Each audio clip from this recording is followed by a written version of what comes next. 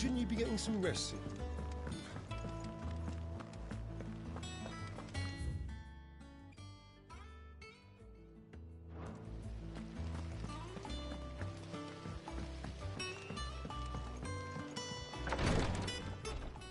Ah, Clive. Talia. How's Jill? Recovering, but she still needs her rest. Of course. Take good care of her, won't you? I'll do my best. Oh, Gav was looking for you. He said he had something to show you in the shelves. The shelves. Oh, that's right. He went to ask Hippocrates about Torgor. He must have found something.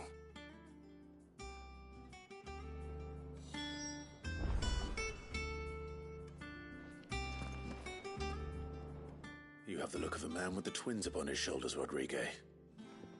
Talia has tasked me with removing a Cursebreaker's brand. But it's my first time and I don't think I can do it. I'm afraid of what happens if I fail. You survived, I know, but here as many die as recover. Is it really worth the risk? You don't need me to answer that. You know full well what we're fighting for. I hope as much as you that one day bearers can walk among others as equals. But until that day, a brand is a burden, and we must lift that burden in order to go undetected. The operation may be dangerous, but it's also essential, and we undergo it willingly. I know. I still wish there was some other way. But griping about my lot helps no one, I suppose. Don't worry. I'll do what must be done. I know you will. Unfortunately, the first thing that needs doing is the preparation of a draft to dull the pain. Something I can't do with the infirmary's ammonia supply so low. What few leaves we have would barely be enough for removing a splinter, let alone a brand.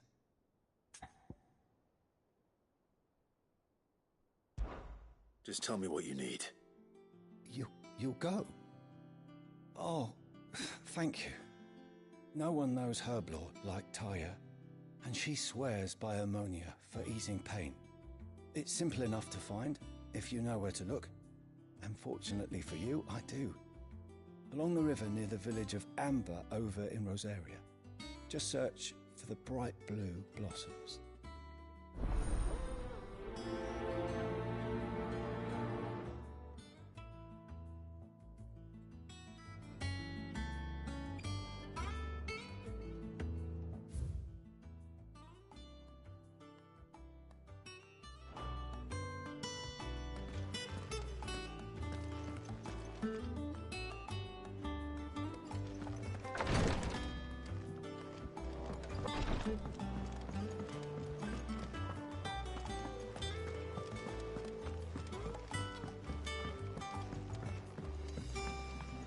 The Litlans have been up to their old tricks again.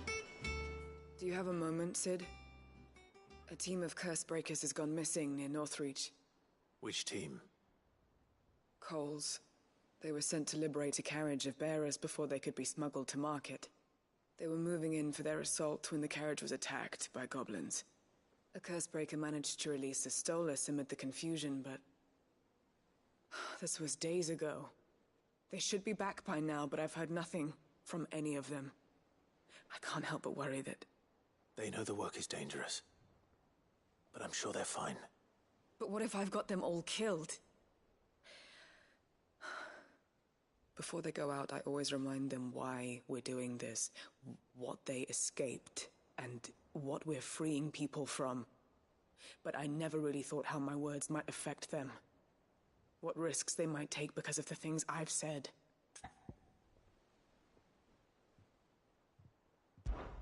I'll go and find them. We'll both rest easier knowing they're safe. Thank you, Sid. And I'm sorry to trouble you with this. The plan was to intercept the slaver somewhere in the Dragon's Eyrie. I can't tell you much more than that, I'm afraid. That should be enough to go on. If they were there, Torgal will track them down.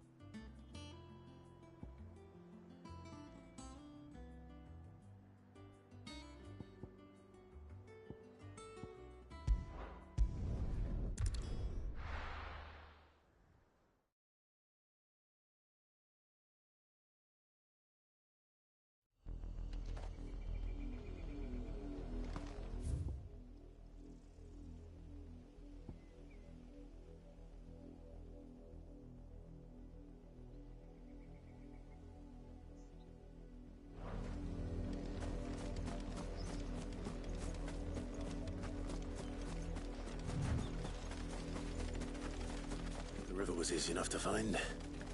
Now for those herbs.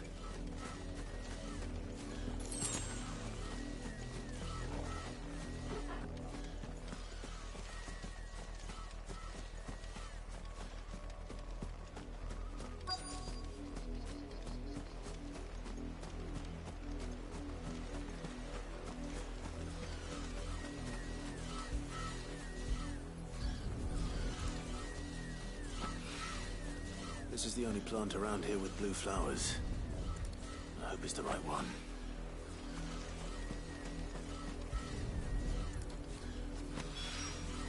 Should be enough to keep the infirmary stocked for a while.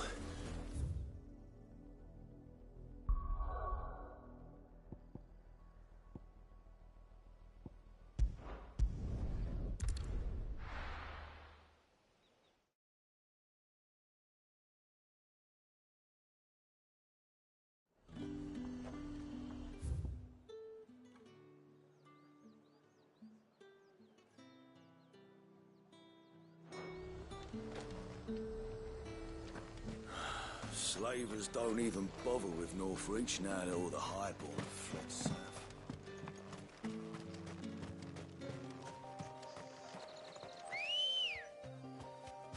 Come on.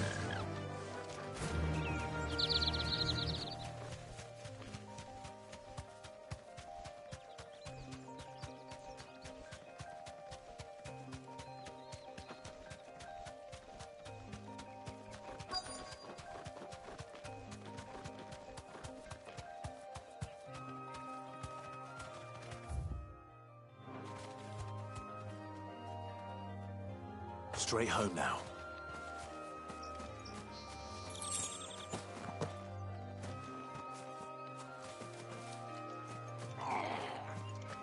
Get me... Cole, I'm glad you're in one piece. Just about. Sid, if you don't mind me asking, what are you doing here? Doris sent me to find you. She hasn't heard anything since the attack. She's been worried about you. I sent a runner to the Dame in Northreach. The hideaway should have learned of our survival yesterday. Well, I'm here now. And it looks like you freed the bearers. Only some. The rest locked themselves in the slavers' carriage rather than fleeing when they had the chance. I want to help them, Sid. But we're barely in any state to protect those few we did save. You made the right decision. Now where's the carriage? The goblins may still be out there. You have duties to attend to here. See to the injured. I'll handle the rest. All right. Just follow the path to the south. You'll come across the carriage soon enough. And please, hurry. If the beastmen get to those bearers, the poor souls will be eaten alive. I won't let that happen. Thank you. And Sid, it's good to see you. Don't thank me just yet.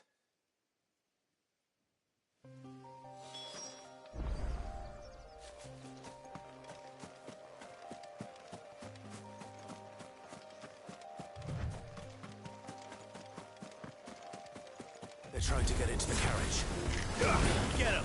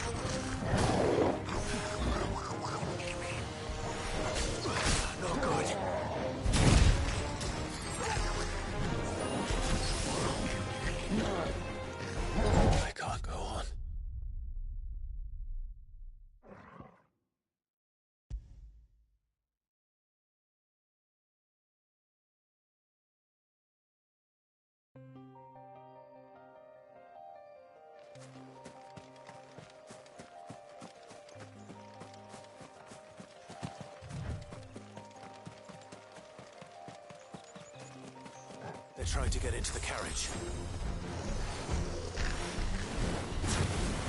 This one.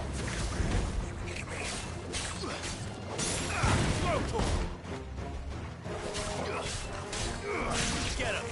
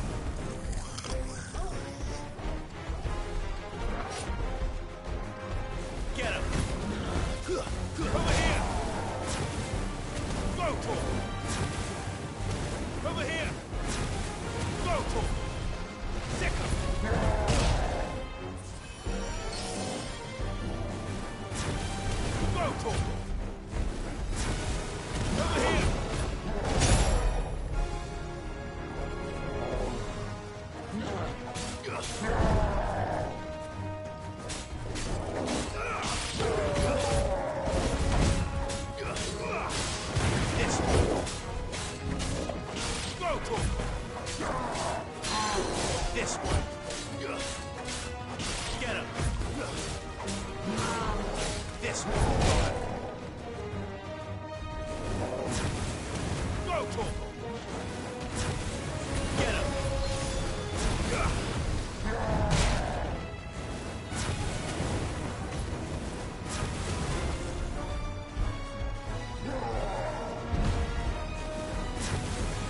Over here!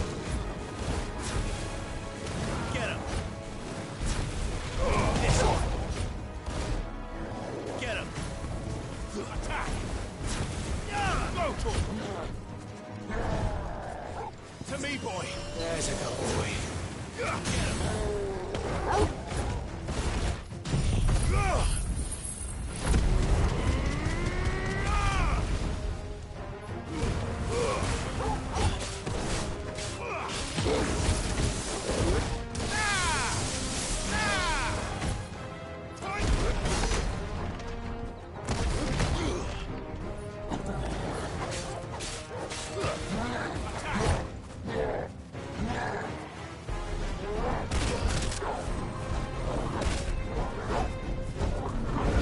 Come on! Get him! Not good.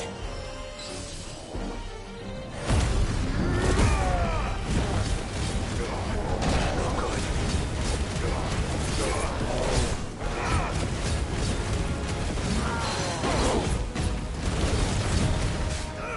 Go, Torval!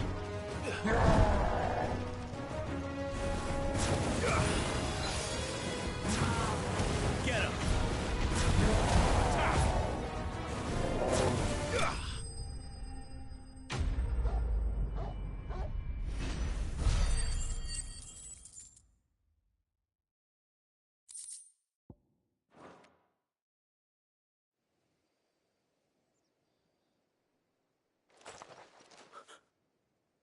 Who are you? A friend. Are there any more survivors? Why didn't you flee with the others? If the goblins had made it through that door, you wouldn't have stood a chance. Why should we run? One miserable death's no worse than another. Perhaps. But we're here to give you another choice. Freedom, safety, the life you've been denied. Come with us. Let us protect you. Sid, I couldn't just let you... You weren't too late then. Thank the gods. This man risked his life to save yours. To give you a second chance. Fine. Do with us what you will. What we'll do with you is take you to safety. After that, it's up to you. Your lives are your own now. You can leave the rest to us, Sid. We'll get everyone back to the hideaway. Thank you. I'll let Doris know we're expecting new arrivals.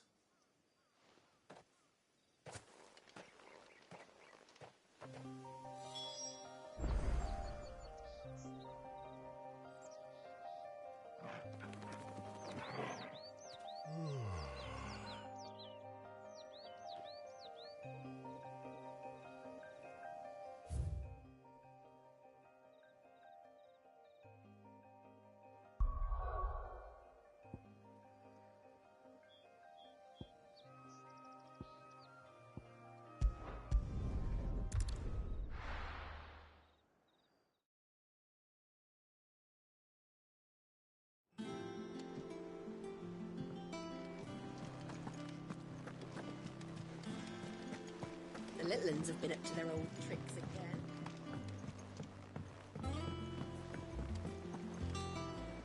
Sid, welcome back. A Stolas from the Dame arrived not long after you left. If I'd just waited a little longer, I might have been able to deal with things myself. Or maybe I wouldn't. I keep making the wrong decisions. Cole and the others got home safely. You made exactly the right decision. No, I was lucky. I've been tracking that slaver for months, and then I sent Cole and you after them woefully unprepared. What kind of leader sends people into danger without considering all the risks? I should have urged greater caution, told Cole to be wary, to pull back at the first sign of trouble. We swore the same oath as you, Doris. It's good to see you safe and well, Cole. I'm sorry. With all due respect, we Cursebreakers don't risk our lives because you commanded of us. We risk them because we believe in our cause. No one with doubts ever joins our ranks. The agony of removing the brand more than sees to that. We all know how much bravery that takes. Cole, I never doubted your courage. Only my ability to see it put to good use. Thank you for your faith in me. I'm not sure I deserve it. I sometimes wonder if I might prefer to risk death alongside the others than ask it of them. But I'm a Cursebreaker. I swore an oath too. I have a role to play, and I must trust that I'm the right one to play it. You will. In time.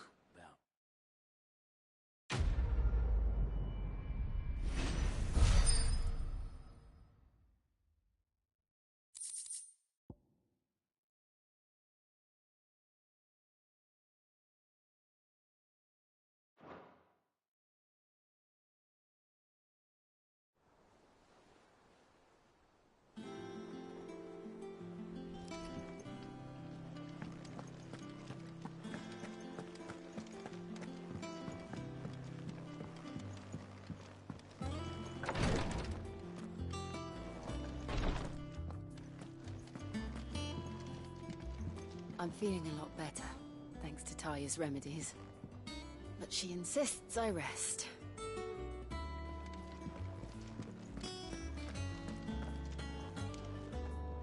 I hope you didn't have too much trouble finding the ammonia.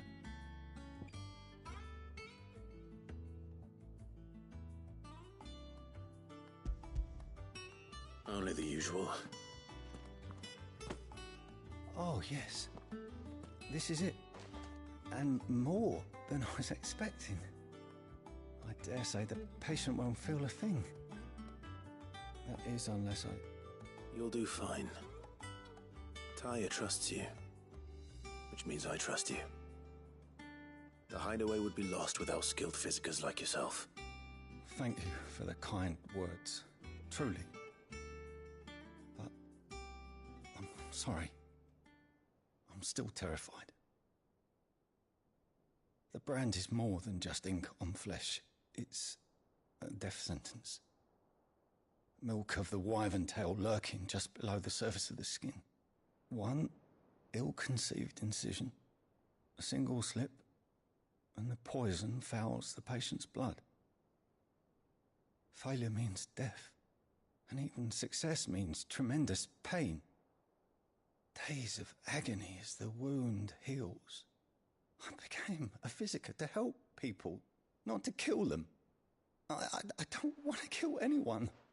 Cursebreakers lead hard lives. And the operation is only the beginning.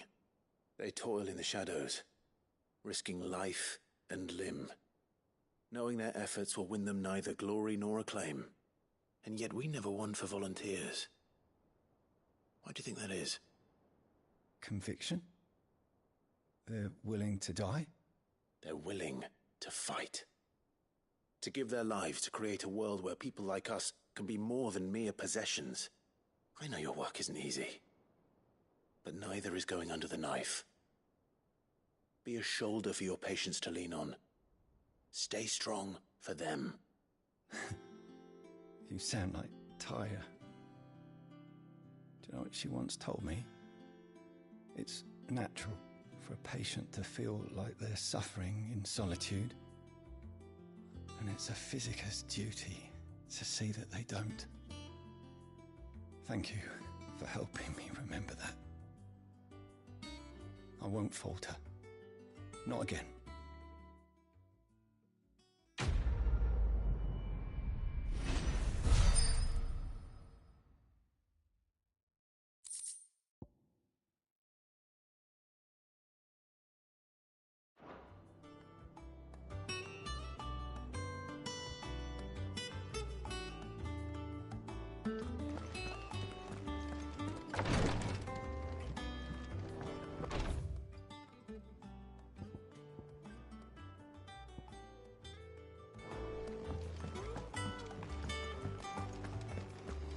Here, what's everyone whispering about? The little uns have been up to their old tricks again. Jill looked white as a sheet when we brought her.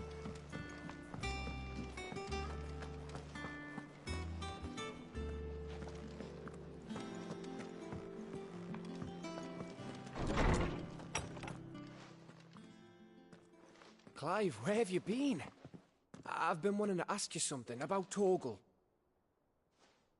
Where did you get him, like, in the first place? My father brought him back from one of his expeditions into the Northern Territories. They were crossing a snowfield when they heard his cries, and, seeing no sign of his pack, they took him in. What do you reckon, Tomes? It certainly adds weight to the theory. Clive, I believe that Torgal may be no mere hound, but a rare frostwolf, an animal native to the far northern reaches of Valisthea. In one of our oldest bestiaries, I found reference to a frostwolf who served as guardian to an ancient queen of the north.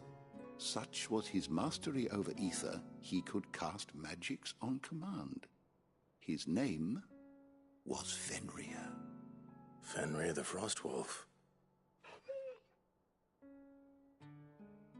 Now, the annals do not state it explicitly, but I have reason to believe this queen was a dominant of Shiva, a girl from the Northern Territories and her faithful hound.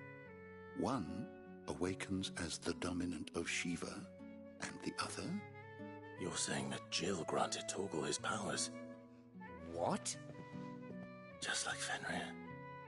People called him my hound, but Torgal and Jill were inseparable. He grew up as a faithful companion to the dominant of Shiva, and years later, his powers awakened, just when his master needed him the most. You're right. If it weren't for Torgal blasting those bastards to Kingdom Come, Jill would have been for it. Quite. Though Torgal's power is his own, his latent birthright as a Frostwolf, it had only to be unlocked. Oh, get you, Torgal! You're an even finer hound than we thought. And regarding your original concern, you need not fear for Torgal's health. Why, the beast has the appetite of a behemoth. Just this very morn, I found him with his nose buried in my nuts. There you are! I've been looking everywhere for you. Bernard's here. I need you to introduce us so we can get to work. I shall be a moment.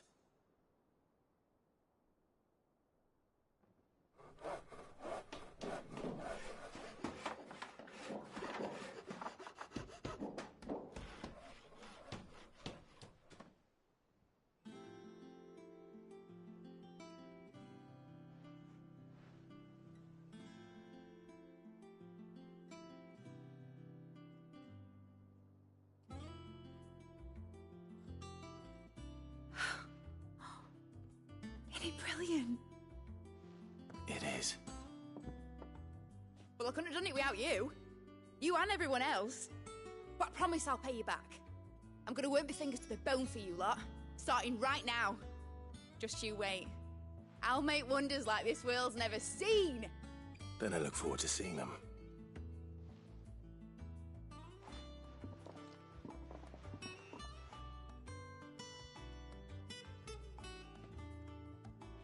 Now that that's settled, I wonder if Vivian's made any progress tracking down Kupka.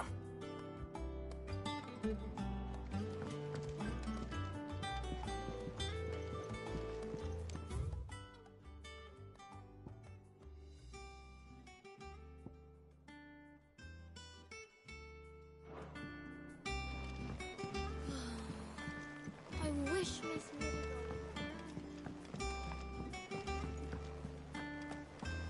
I think I'll wait till Mid's away to take a tour of the dungeon.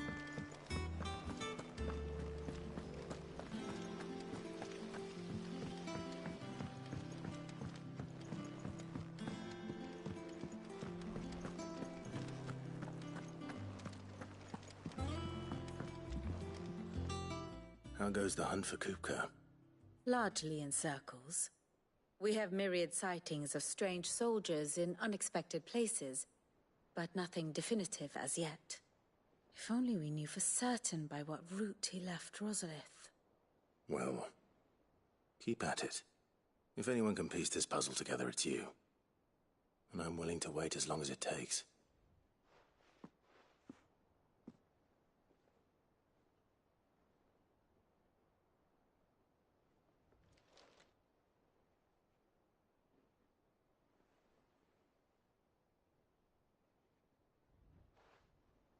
What?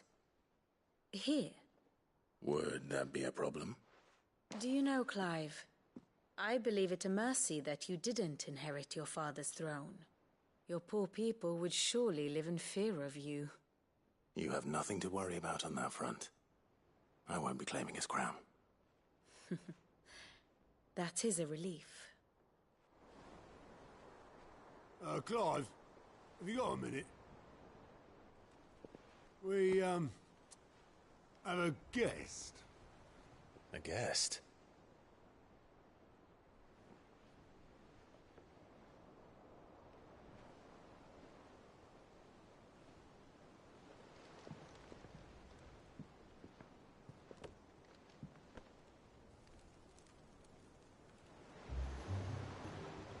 For your trouble.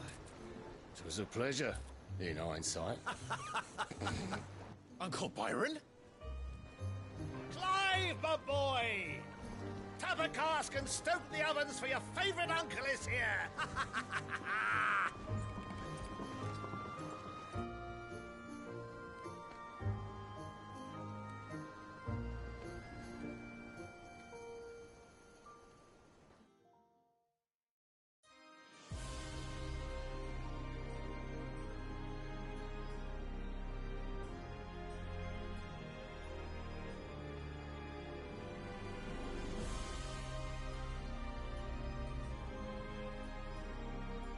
The Dalmekian government sues for peace. How shall we respond? If they're willing to accept their fault in the matter, I see no reason to refuse them.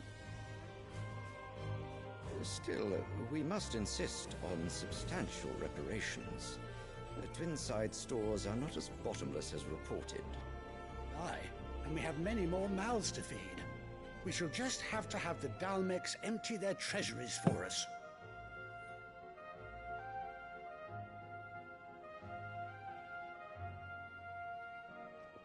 Of course, none of this would have been possible without your timely intervention, Prince Olivier. Indeed, I doubt any of us would have had the courage to trade words with the mighty Titan, nor less the wit to win him over. The Empire owes you a great debt. May the blessing of the crystals go with you, Your Highness. May the blessing of the crystals go with you. Very good.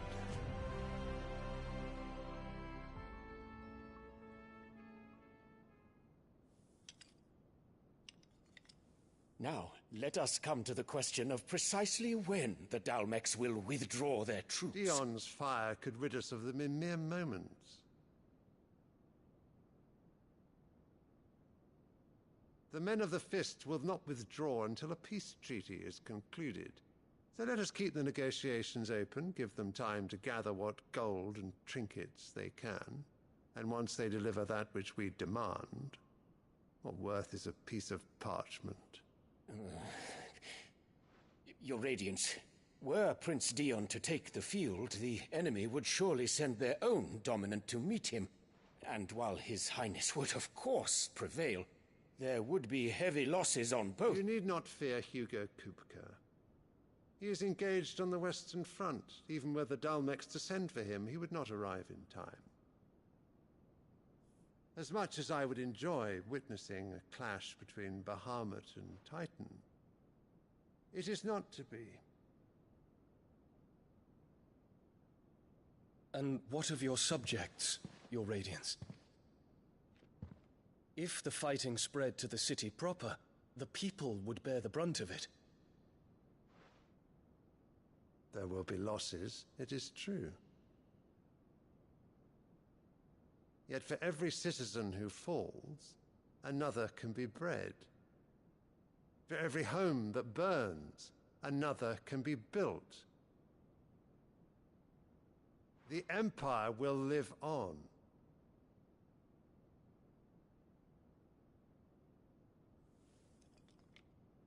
Dion? Yes, sire.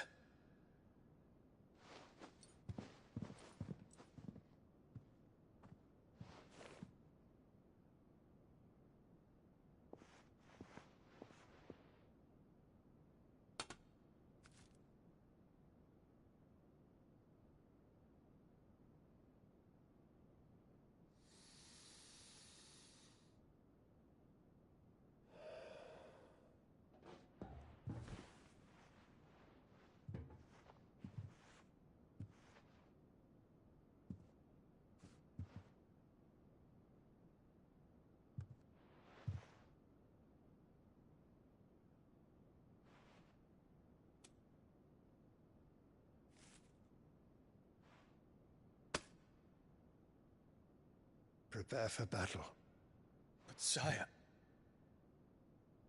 Do not make me repeat myself. Return to your camp and await my orders.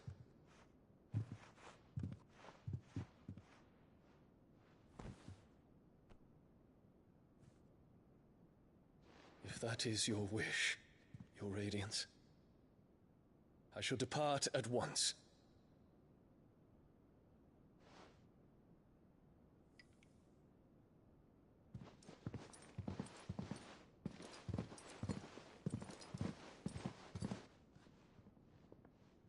May Gregor forgive you.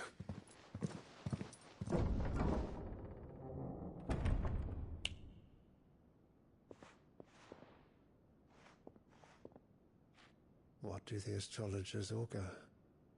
The stars are in agreement, Your Radiance. The shadow of treachery hangs over Prince Dion.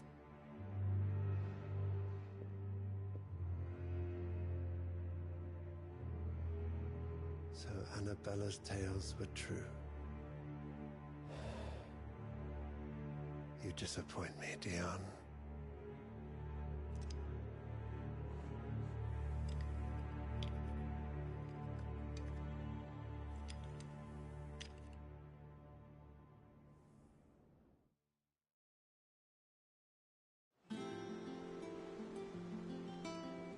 What on earth is Uncle Byron doing here? Only one way to find out.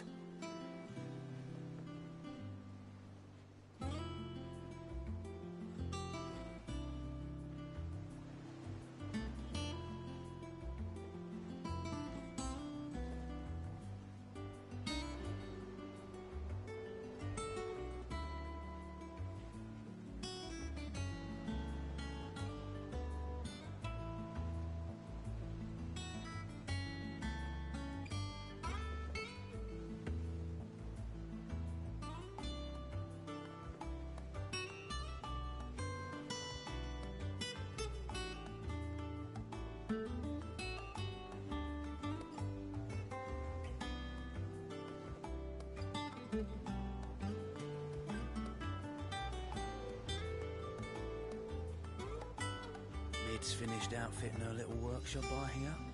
With a little help from Sid, of course. Of course. Our new leader's no better at resisting her wheedling than the old one was.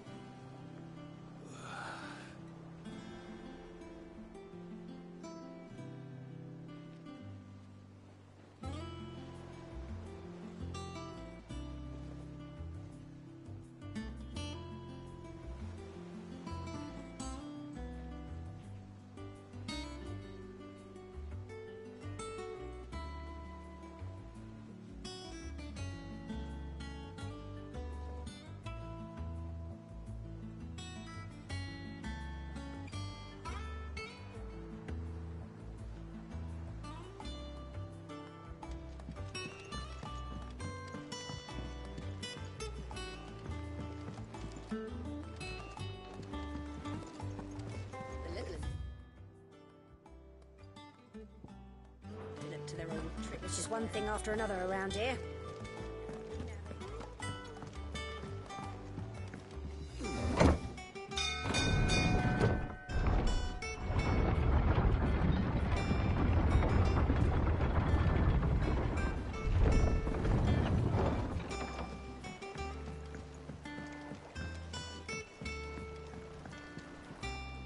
Ah, my dear nephew, how I've missed you.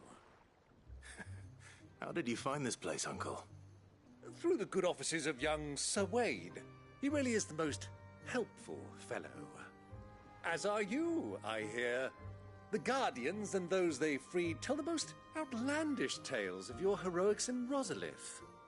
Which is why I came, to learn the full truth of the matter. Sort the fact from the fiction, so to speak. You were working with the Guardians of the Flame to evacuate the people of Rosalith to Port Isolde. I was, aye. Then I have questions for you. Please, come inside, Uncle. Gladly. You there? There are 2,000 gold talents in those chests. See that they're added to my nephew's coffers, would you? 2,000?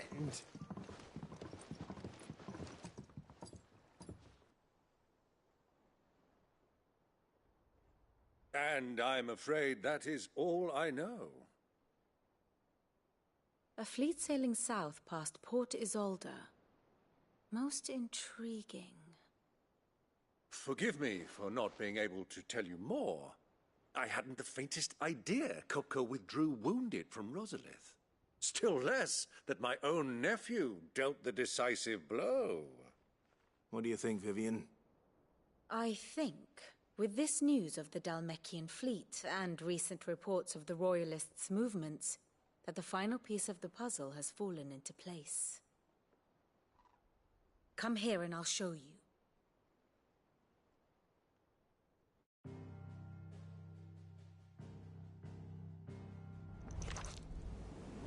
It is known that Kupka's forces entered Rosaria via its unguarded coast. So can the same be said of your visitors from Waloed? Certainly her Royal Navy is famed for the efficiency with which it bears her knights from one battlefield to the next. And in the Einherjar, or Black Galleon, she boasts a vessel nigh as swift, and every bit as feared as the kingdom's legendary cavalry. A fitting flagship for a land apart, her naval presence being crucial to her ambitions beyond Ash. Yes, it seems safe to assume that the Royalists did indeed enter Rosaria from the sea. So then, had you a vested interest in Titan's survival, whither would you take him? Why, home to Drake's Fang, a place rich enough in ether to conjure the magics needed to mend his hurts. But would that not entail an arduous voyage around the southern cape? Let us say that the Royalists did put ashore with a mind to spirit Kupka away from under your very nose. Could that truly have been their plan for him? To load him aboard one of the ships flying Republican colors sighted off the coast near Port Isolde. To spend weeks at sea, being tossed hither and yon by unforgiving waves, his life hanging in the balance. No. The journey would mean Titan's death, and Kupka's faithful creatures would not allow it. So what then was the plan of our Waloed friends? Reports suggest they made not for the coast, but for the desert. And by cutting through the Velcroy, a party traveling light would have Titan back in his bed days before a galley could lurch into port.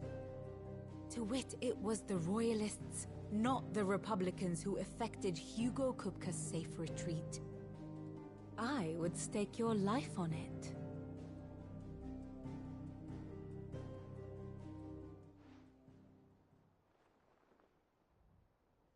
So it was the Waloeders who spirited the wretch away.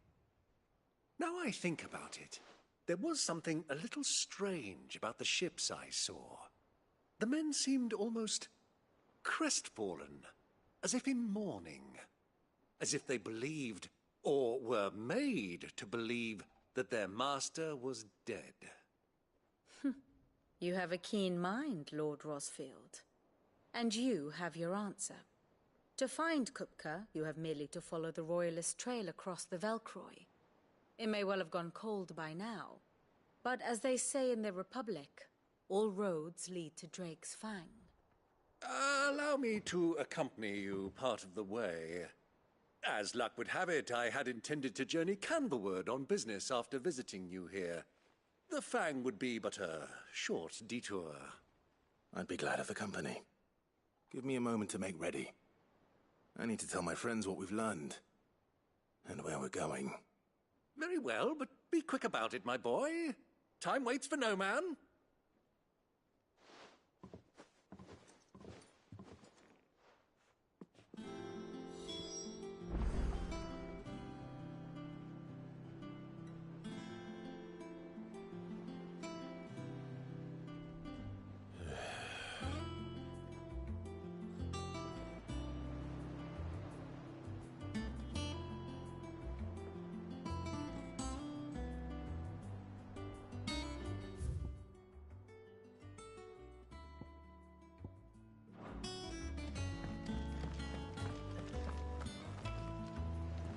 Otto, Kupka's at Drake's Fang.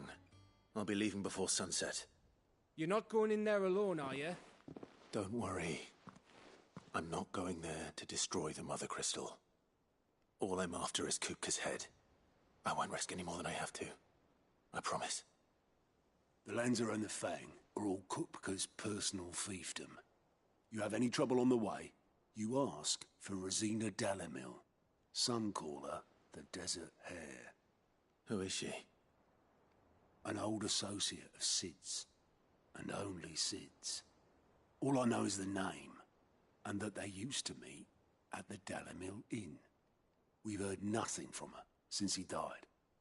But I'm thinking maybe the new Sid might be able to bring her back into the fold. Thanks. I'll keep that in mind. So, what about your uncle? I mean, he's welcome to stay, but... Don't look so worried. He'll be coming with me. Thank fuck for that. Gav, Otto, I'm leaving you two in charge. You can count on us.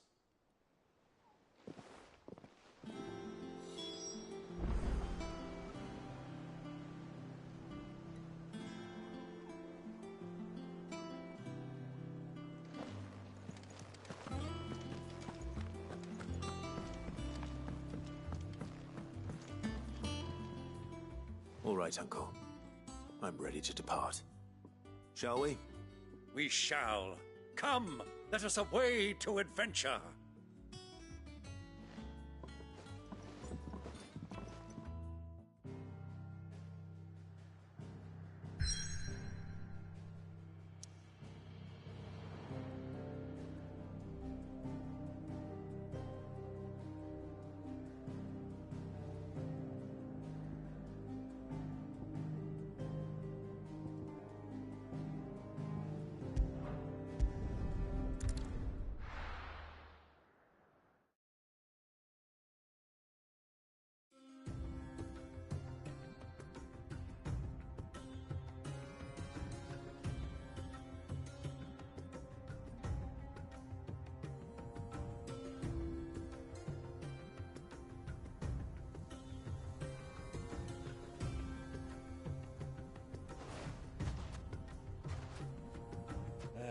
I was a young man when last I walked this path.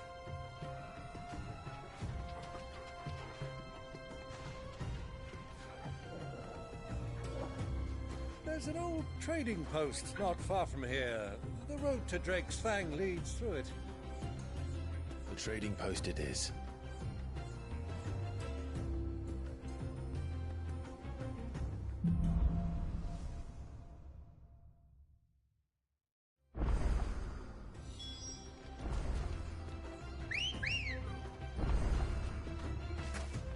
Good girl. Fly, Ambrosia.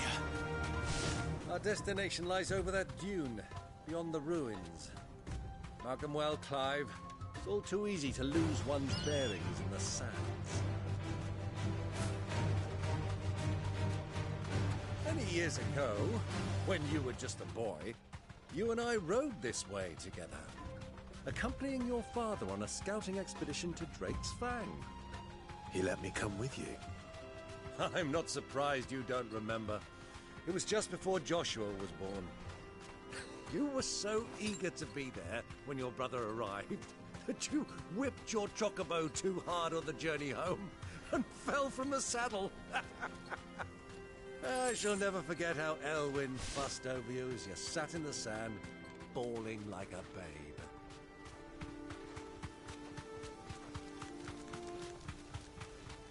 Who do you think those sold? So,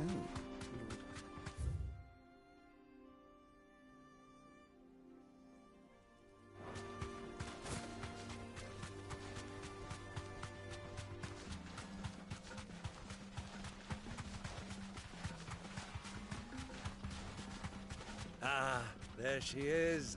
The good old Dalamil Inn. Do you know, this heat has given me quite a thirst. Quick drink before we press on?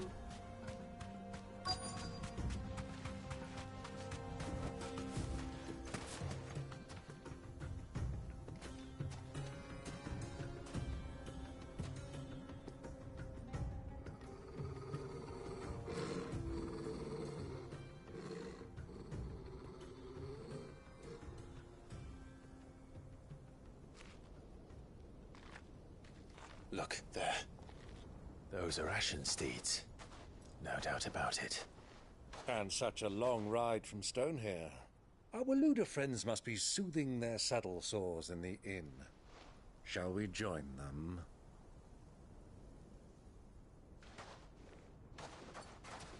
Run along and play now, Torgal.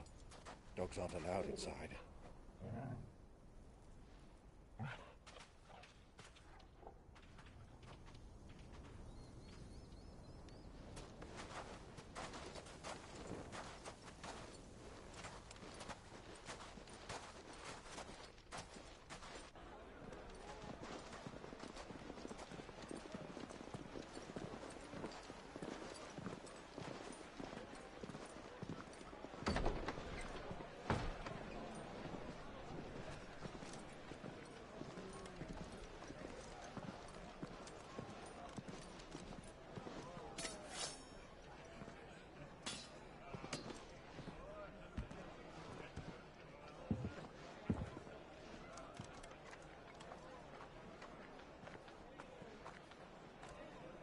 Good day to you. Eating? Sorry about my pal. He only talks when his mouth's full. What do you recommend? Well, if you're after something light, we do a fine chocobo soup with lentils and honey. 2 bowls of that, then. An ale. Right you are. Hey, girl! Coming! Your pal? Would you rather be my squire?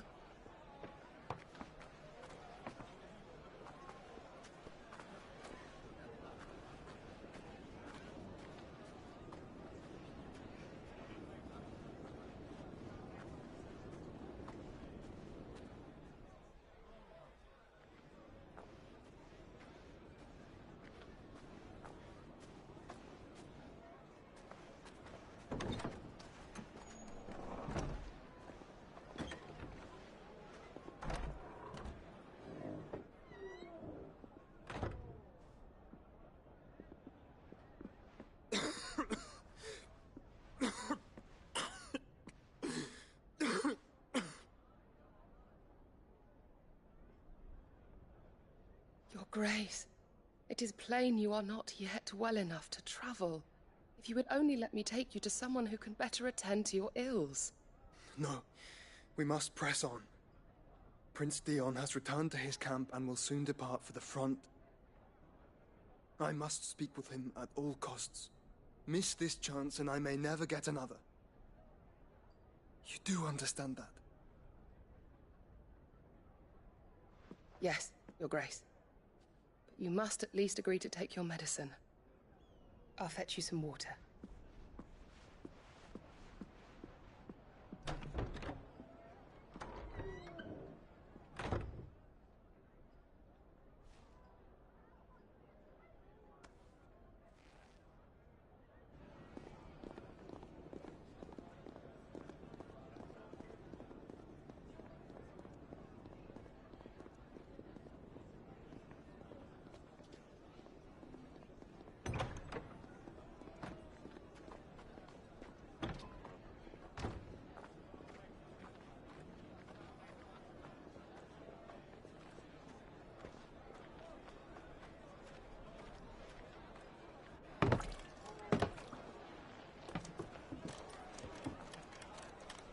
keep watch, they tell us. But all I see is sand. I hear they got our guest back to the Fang without any trouble. We'll be leaving soon enough. Why the Lord Commander dragged us all this way just to save that blockhead skin, we'll never know. Dominant or not, he's a bloody idiot. That'll be Cooker, then. Well, let's get this down us. We've a long way to go. Hey, you!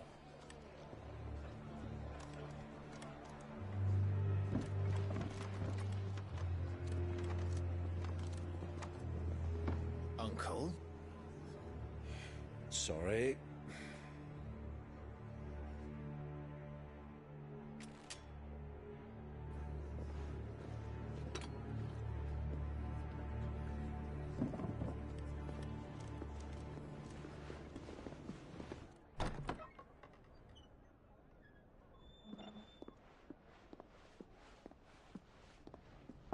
Can you walk, Your Grace? What's wrong? I fear trouble may be brewing downstairs.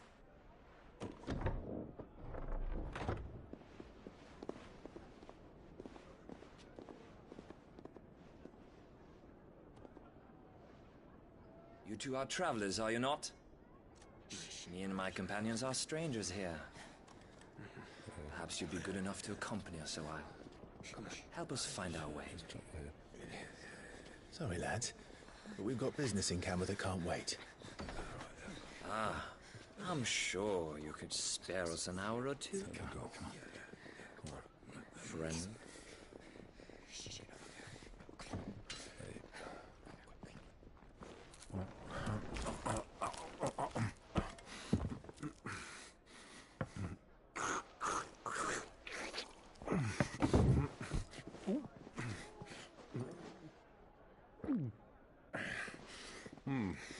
I'm afraid we don't have a moment to lose. Friend. Stay back, Uncle. Gladly.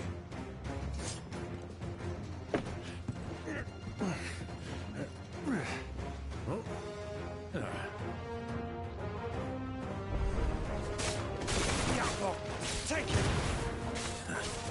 Try it.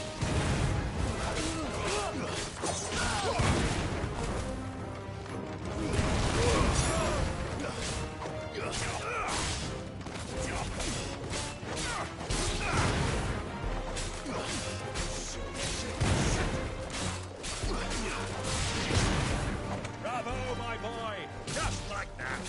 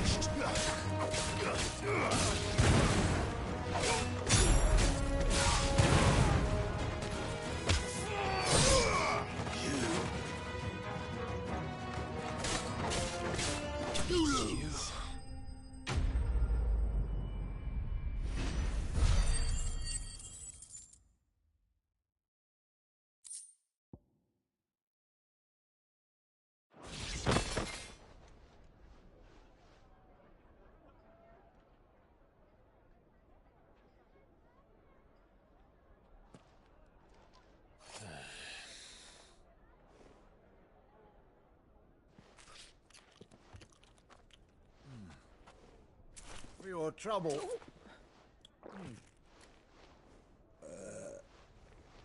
Word of advice, miss. That soup could do with a touch more salt.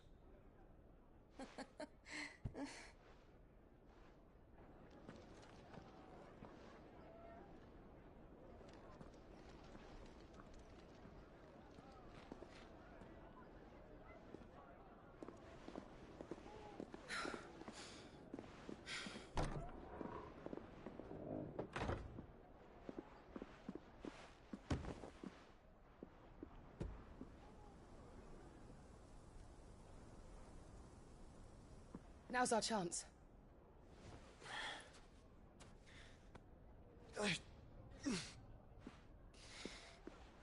Your Grace? I'm fine.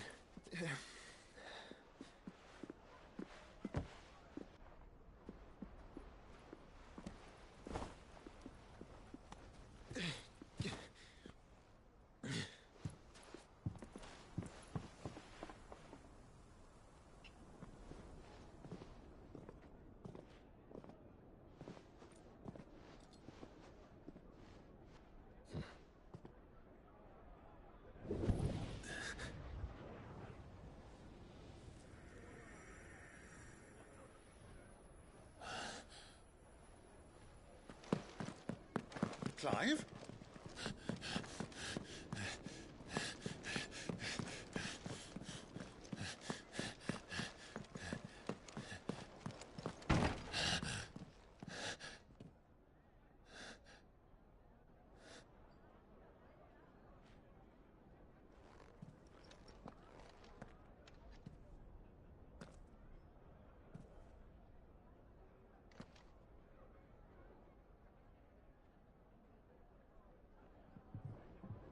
What is it now?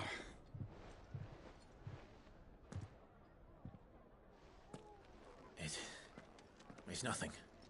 Let's go.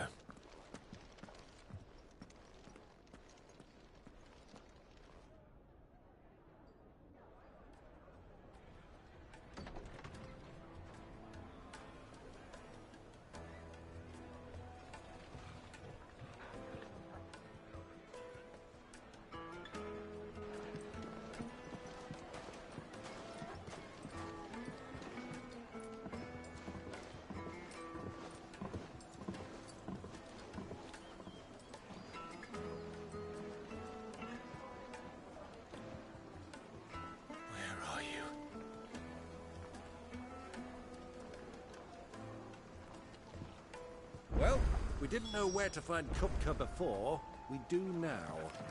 The Royalists said it themselves. Their guest is in the Fang. We should press on before any more of their friends turn up.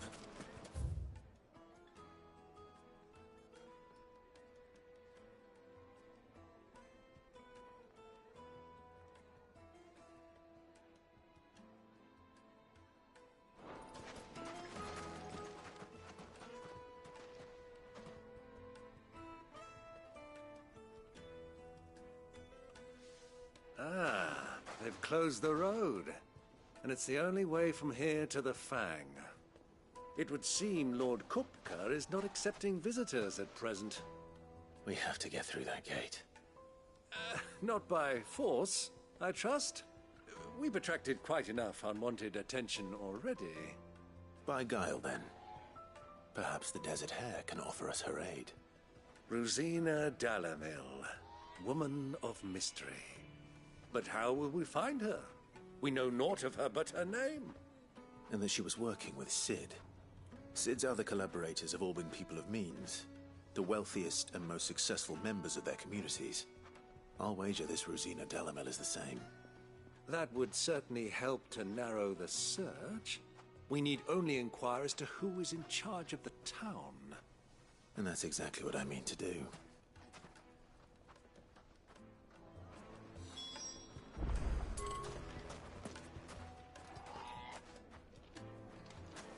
Looks like we won't be getting back to Drake's Fang. Light it, for Gilbert's sake. Bearer, aren't you? Anything I can help you with, travelers? Allow me. My good man, we represent one of the oldest and greatest trading houses of Port Isolde. We're seeking to expand our business in the region and would very much like to make the acquaintance of Dalamil's leading entrepreneurs. If only we knew where to find them. Well, we're best known for our baths, our markets, and our smithies. I suppose you could do worse than start your search at one of those. Thank you. You've been most helpful. Oh, you wouldn't happen to know a lady by the name of Rosina Dalamil, would you? No.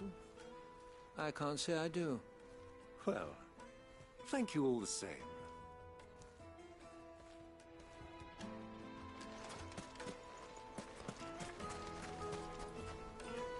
What do you want? Can't you see I'm busy? I won't keep you long. I'm looking for someone. A woman by the name of Rosina Dalamil. Do you know her? Never heard of her. Is that all? One more question. If I wanted to find the richest trader in town, where would you recommend that I look? Oh, that's easy. The Briar's Kiss. Won't find a finer smithy this side of the strait. The owner's only a young sprig, but he's got all the right ideas. The Briar's Kiss, you say? Thank you. I doubt this young sprig is the person we're looking for. You said...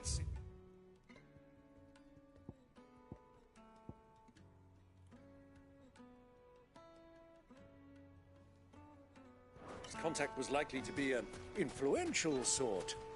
Influence comes with age and experience, believe you me.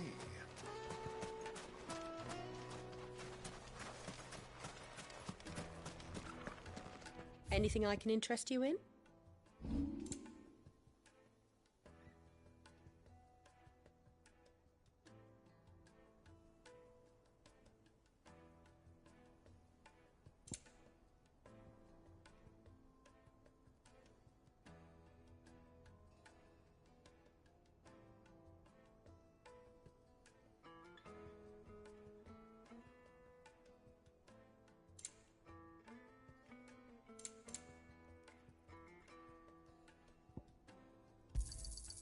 Thank you kindly. Thank you for your custom.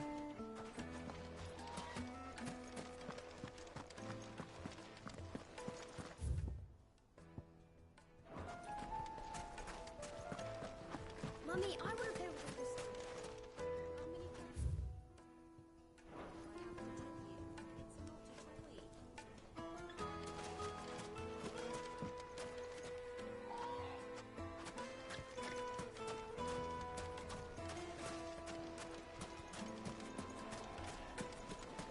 Hanging lanterns, keep the darkness from your door.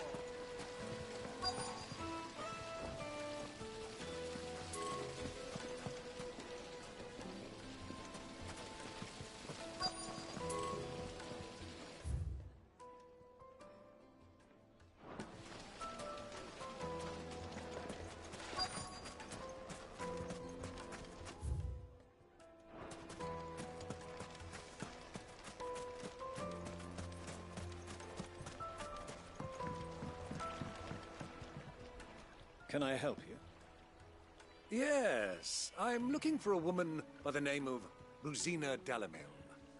A long-standing pillar of your community, I believe, from old trading stock.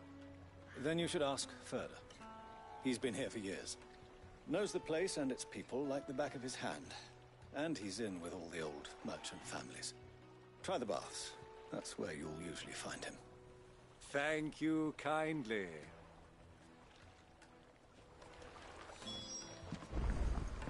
Well, it sounds like we have our man. Perhaps. Let's go and find out exactly what this Furder knows.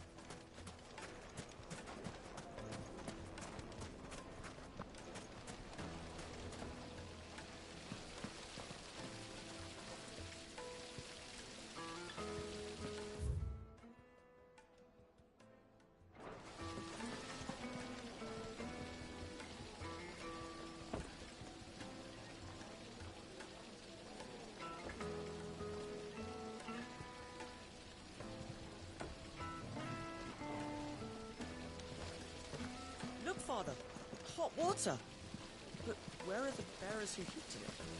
It wasn't heated. How about a hot bath to soothe the aches and pains of the road?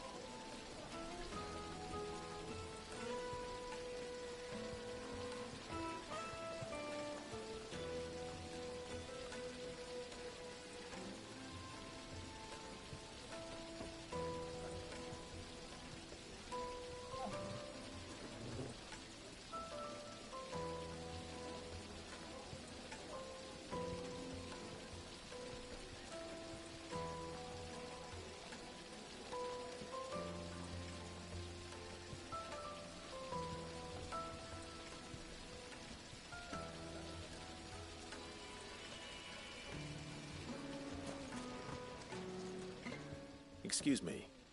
Are you Furder? I am. Can I help you, travelers? I hope so. You've lived here for some time, is that correct? Do you know Rosina Dalamil? We believe she may be a trader of some renown. And what business do you have with the desert hare? She was a close friend of mine. I was hoping she might be able to help me. Very well. Go to the bordello. I'll arrange an introduction.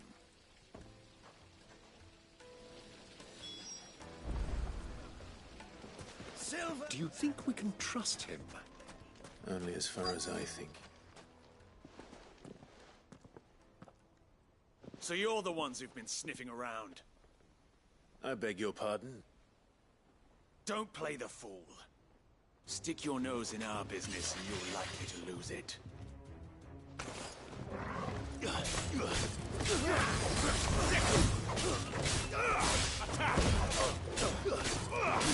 Tor!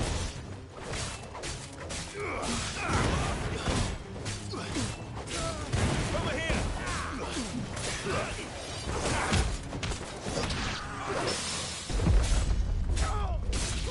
This way!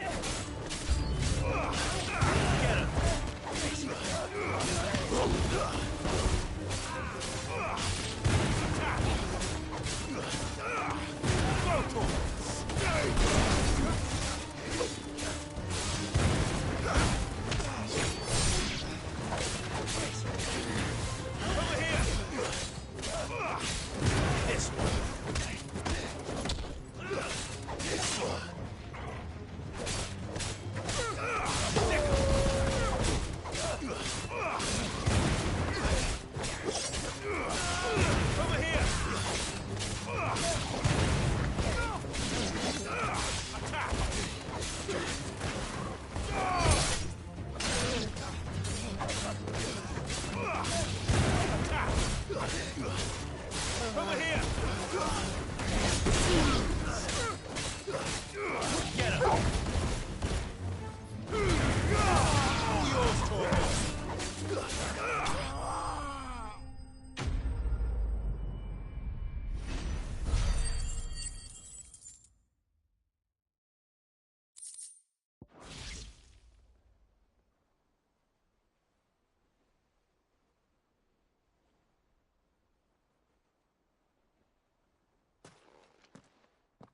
Who are you working for? Him or her? Him. The boss. He wanted us to test you. Though one could hardly call that a test. Lord Ferda? Look what the cat dragged in. Your skill with the blade is rare indeed, my lord. A fitting talent for an outlaw. You know who I am. So what now? Call in the Men of the Rock and collect the bounty? That isn't my decision to make. Our work is done. Take him to meet his precious Rosina. She will be interested to make his acquaintance. Yes, my lord. To the Lock of Leisure, then. To the Lock of Leisure.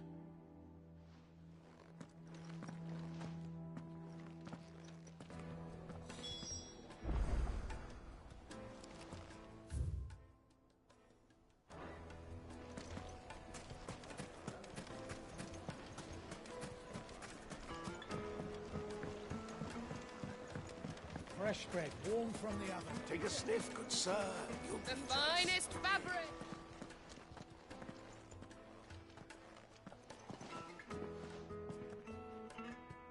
Is this the place? Lubo's Forge.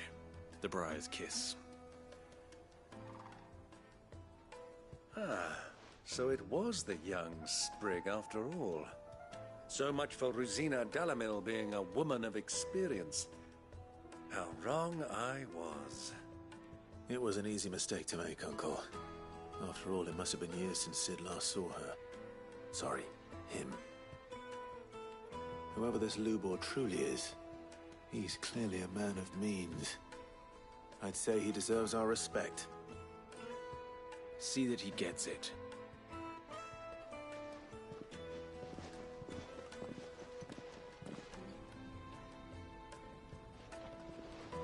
Lubor, Lord Ferda told me to bring them to you.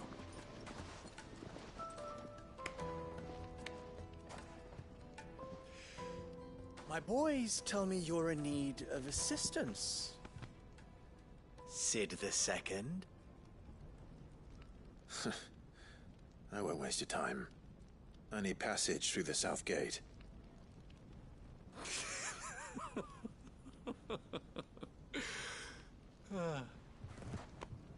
Tell me, what do you think is a merchant's most important commodity? Why, trust. Everyone knows that. Without it, you have nothing. And nothing is exactly what you have.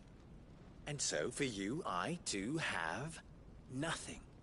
I'm not in the business of helping every lost puppy that wanders in off the street. I'm a busy man, as you can see.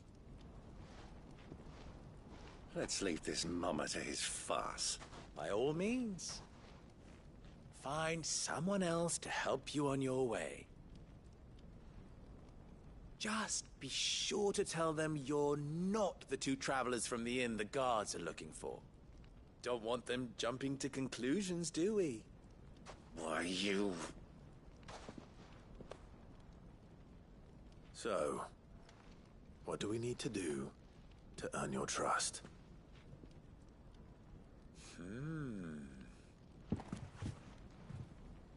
I like this one. Willing to do whatever it takes to get what he wants. Ha! Men like you have a special place in my heart. Why, you ask? Because they get me what I want. Always. Fine. So what do you want? Don't tell me you're going to listen to this swaggering scruff! We might as well hear him out. It's only natural that an ally of Sid's would seek assurances of strangers. Assuming he is an ally, of course. 5 years ago, he would have still been a boy. And yet even then I had more good sense than a man, 5 times my age? But enough of the pleasantries. We were speaking of what I want. I want you to put an end to the trouble in Dalamil. Return to me when you have done so, and you shall have my aid. Until then, I bid you good day. What trouble? If you're going to give us orders, be clear about them, damn you! Manners, Greybeard. One catches more damselflies with honey than with vinegar. What did you call me? My apologies. A word of advice in recompense. Follow the crystals. Oh, but that was 3. Oh, I'm making this too easy for you. Ha! It will be easy. Solving his little riddle should be like dealing with him. Child's play. Let us divide our forces, Clive. I'd rather not drag this parlor game on any longer than we need to. All right. Good luck, Uncle.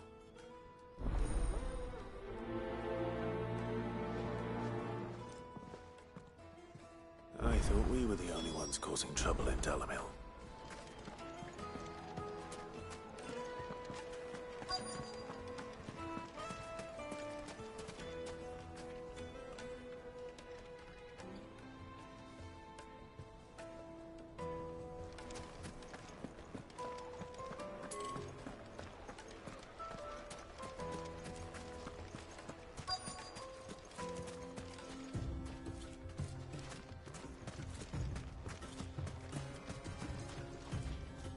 Excuse me.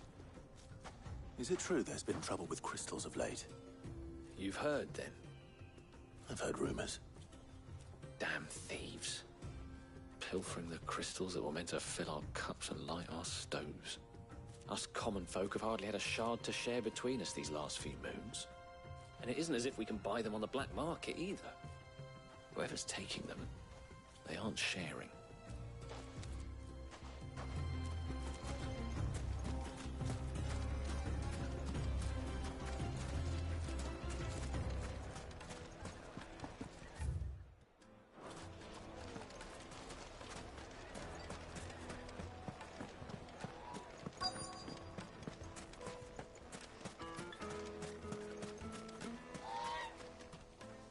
Do you have a moment? Depends what for. Just a question. Dalamil seems to be thriving compared to the other villages I came through on the way. Is there a reason for that? Well, we're a stone's throw from Drake's Fang, for one. The soldiers guarding the Mother Crystal and the shipments need a place to spend their hard-earned gil. The men of the Rock throw their money about like there's no tomorrow. Is that so? Well, thank you. Don't let me keep you from your work any longer.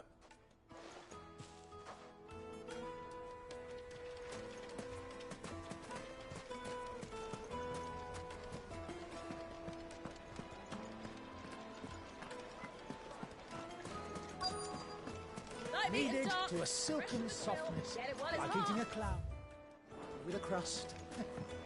You wouldn't believe how much he gave me. What can I do for you, soldier? Need that sword polishing? I'm not a soldier. Oh, then be off with you. I serve the men of the Rock and the men of the Rock only. You have an agreement with them? Don't be stupid. I just know which side my bread is buttered.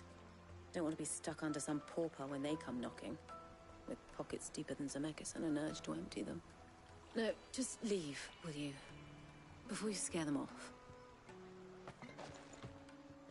I think I'm starting to get an idea of what's been going on. I wonder if Uncle Byron's learned anything of use.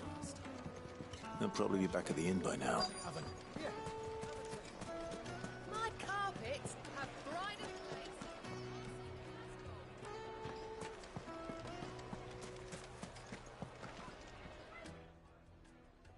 It's you, the one who broke all our furniture. What do you want? Haven't you caused enough trouble already? I'm looking for my pal. Have you seen him? The gentleman who was with you? Yes, he's upstairs, but...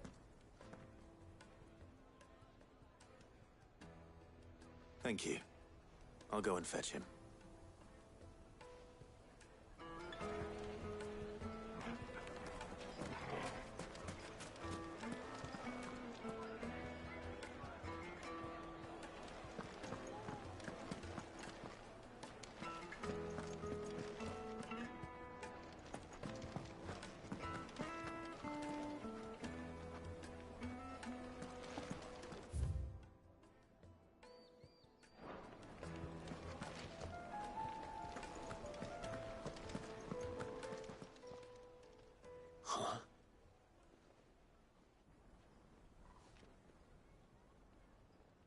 Will this suffice as a deposit? By the sands. That's a black pearl. One of the many treasures in my collection that I would be only too happy to part with, should you give me reason to do so. All right. I'm sure that we can come to an agreement, but not here. What are you doing, Uncle?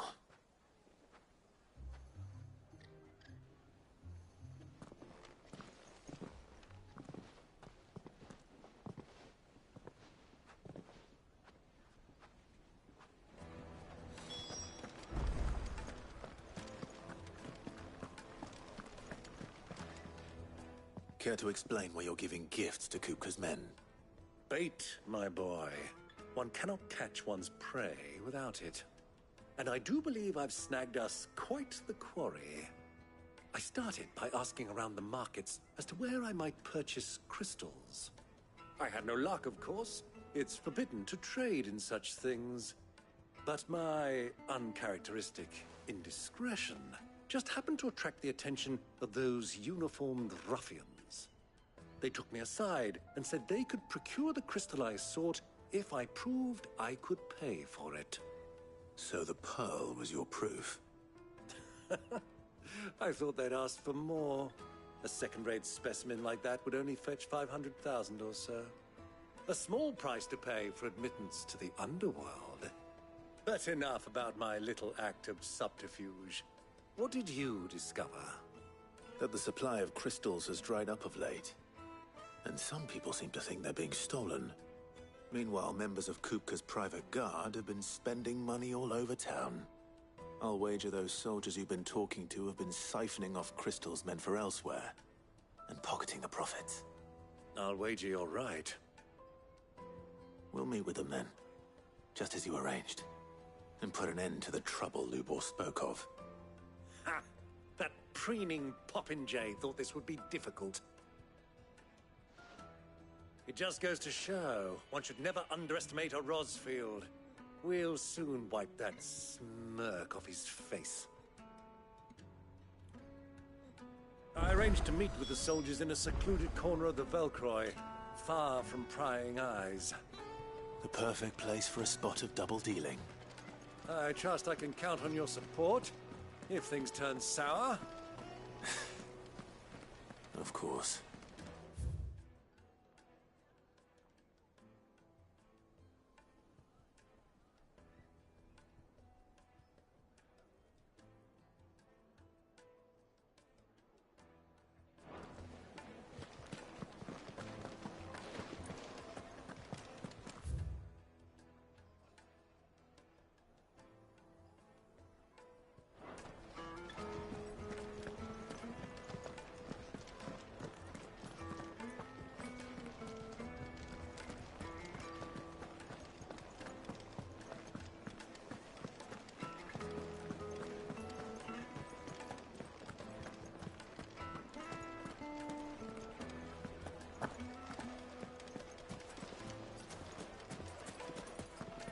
What was all that crashing and banging about before?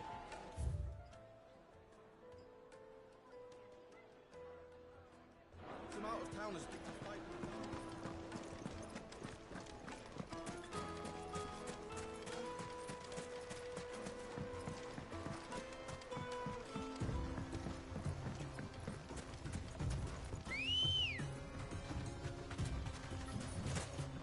Come on. Faster!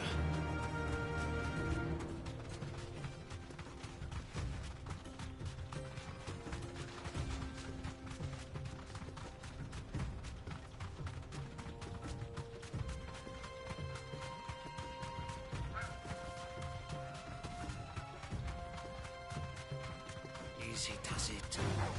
Time to fight.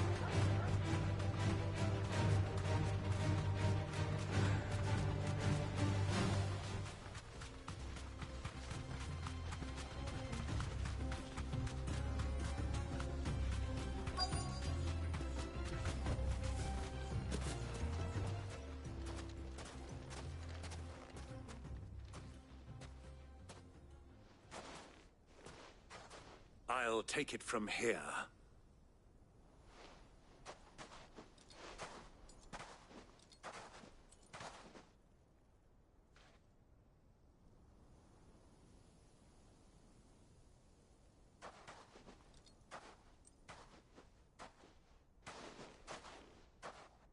I was beginning to think you weren't coming, my lord. You've brought your contribution?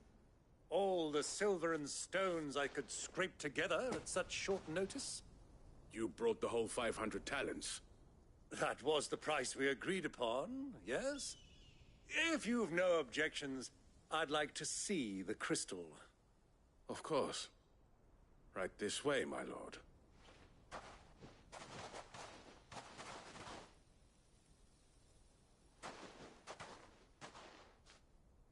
Not bad at all.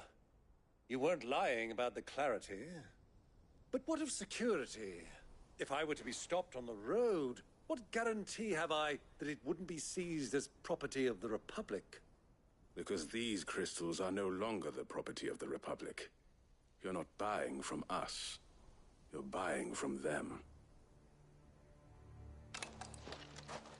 And we have no more jurisdiction here than you, my lord. But we have ships, and will gladly deliver to a port of your choosing, now that our price has been met. Royalists, eh? What brings you here? Why, to collect their share of Drake's Fang's blessing, of course. Our nations are allies, and so they are entitled to a portion of the Mother Crystal's bounty. And being such good friends, we elected to increase that portion. and share the benefits. And now that these crystals are officially property of the Kingdom of Waloed, we are duty-bound not to interfere, no matter where they might happen to end up next. Did you get all that? They're in cahoots! So it would seem. My lord, what is the meaning of this? Double-crossing dogs. They're not here to do business. Kill them. Kill them both!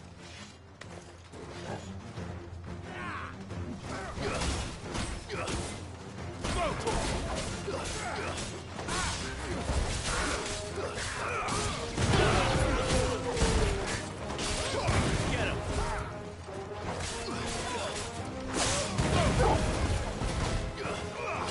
Sick him!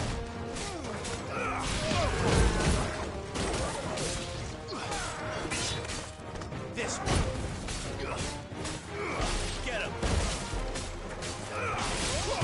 Sick him! It's not over yet, Uncle. I'm just getting warmed up.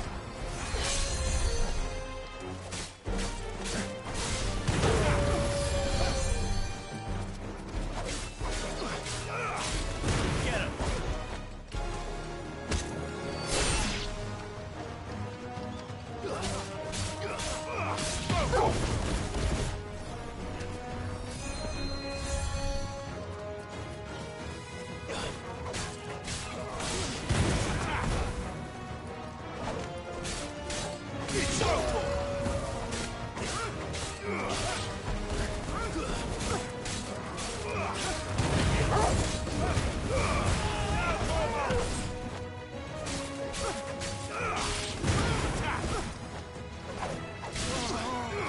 This one.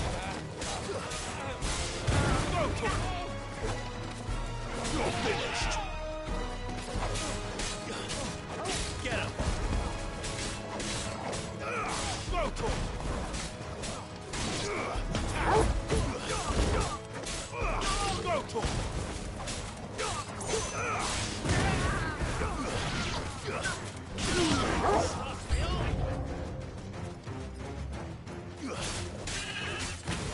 Over here!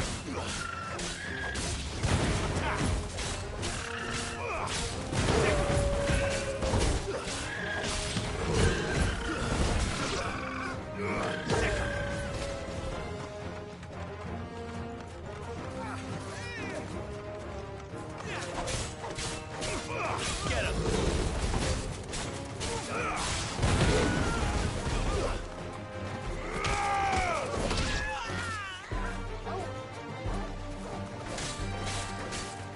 This one. Over here!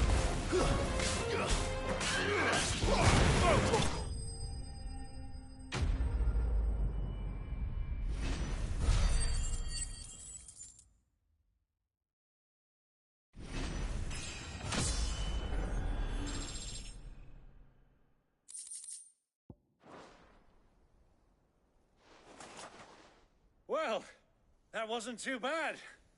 How'd you like my performance, huh? I've often played the villain on the stage. I think I did the role justice. Don't you? Greybeard, you were magnificent. The battle scene was particularly thrilling. Such a shame you didn't have more of an audience, but perhaps that's for the best. How long have you been watching? Long enough to witness your uncle's sordid transaction. I hardly expected one so venerable to degrade himself so thoroughly, buying one's way into the confidence of degenerates. Ingenious. This was the trouble you spoke of. The men of the Rock taking crystals meant for the common folk and conspiring with the Royalists. Well, now it's over. Indeed it is. The people of Dalamil had scarcely any means of redress against Kupka's men, let alone a foreign army. Until you two came along, that is.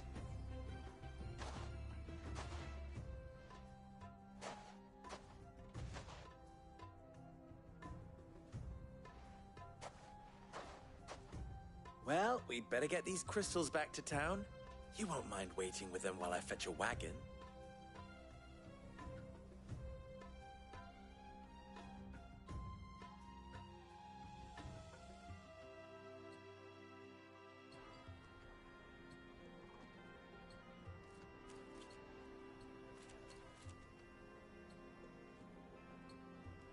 It occurs to me that I still don't know your name.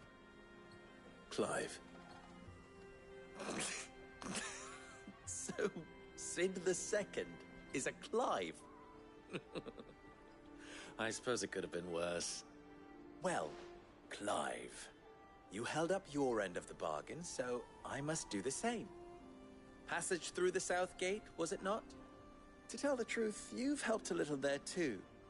Many of the guards have already been redeployed to deal with the issue of their missing comrades. And those left behind have been encouraged to look the other way should you attempt to pass through. Thank you. And please allow me to cover your costs. You still have the purse I gave to the soldiers, I trust? I saw you pluck it from one of the bodies. Oh, dear. Was I really so obvious? And my name is not Greybeard. It is Lord Byron Rosfield, thank you very much. No, thank you very much, Greybeard. Of all the... Ugh! Here, wear this.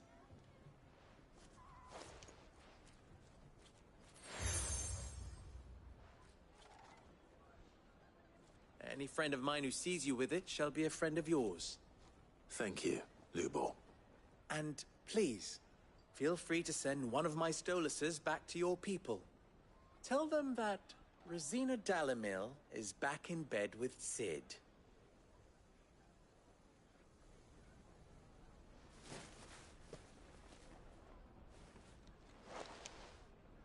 Omia Lostelan. Tu Isakelis.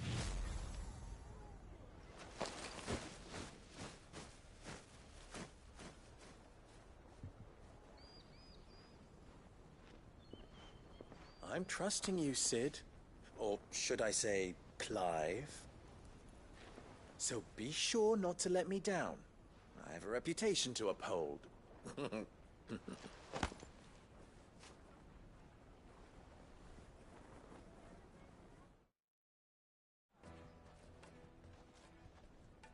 Well then, I wish you a safe journey south.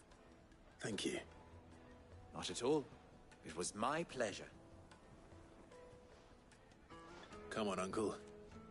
Let's go.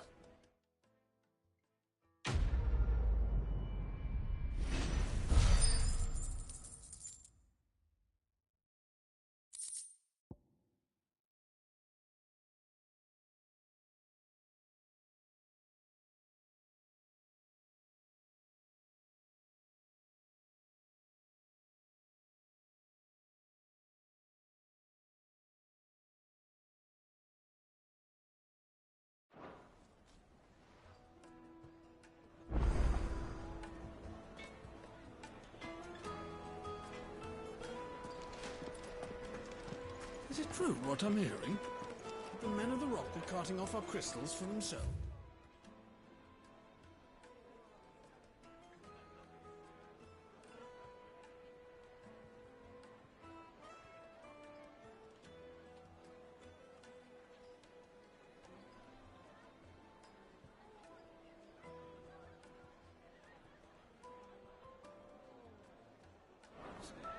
It would certainly explain why we haven't been getting our fair share of late. I've never even forged a butter knife. Perhaps Forge Master Luber's having fun at my expense. I wouldn't put it past him. Neither would I. Oh, wait. Are you Clive? Sorry, my mind was elsewhere. I'm Sava, Master Luber's least accomplished apprentice. Soon to be former apprentice if I don't pass this test. Maybe I'm just not the resourceful type. People are buying up weapons.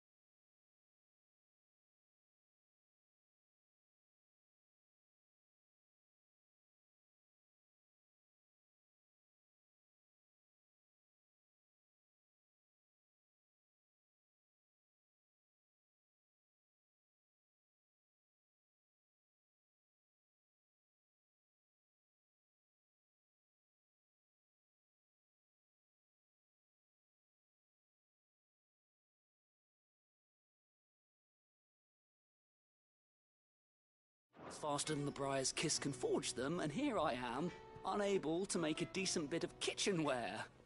He wants me to make a carving knife, one that embodies the spirit of Dalamil. Whatever that's supposed to mean. I don't suppose you have any idea what he's on about, do you? I'm afraid not. Never mind. Thought I'd ask. It was that, or pack my bags.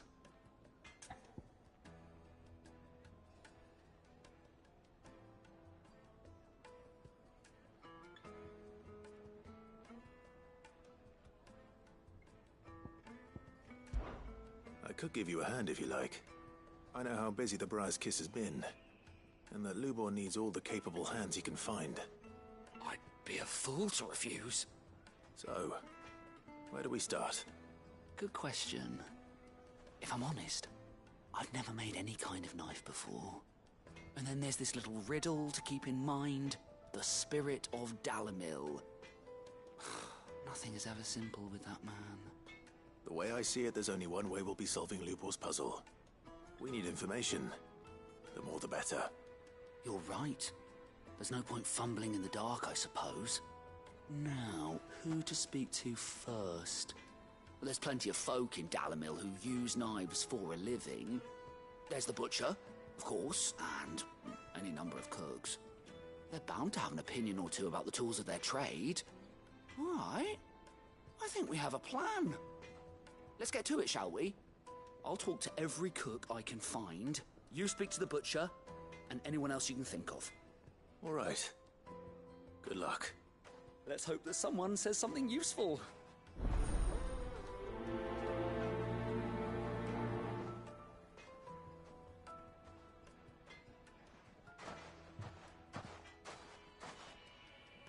Trust Lubor to take a simple test and turn it into a riddle. I better get to it.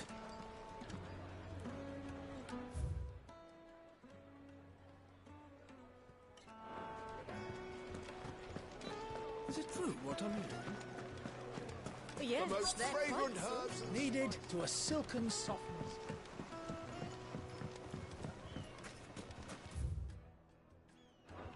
Plates and pots! Bowls and basins! Everything I've worked for, ruined.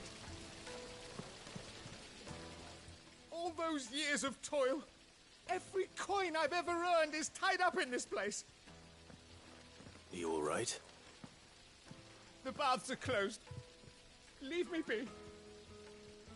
On second thought, perhaps you are just what I need. Might your services be for hire? That depends on the job. I'd have you save my business, the baths. The water's turned scalding hot and all the crystals in Dalamil wouldn't be enough to cool it. I've no doubt that my woes stem from the water's source. But I can't go and investigate for fear of my customers thinking I've abandoned the place. I'm bound to these baths in more ways than one. I beg of you. Go to Dusnov Terraces. Tell me what you find there.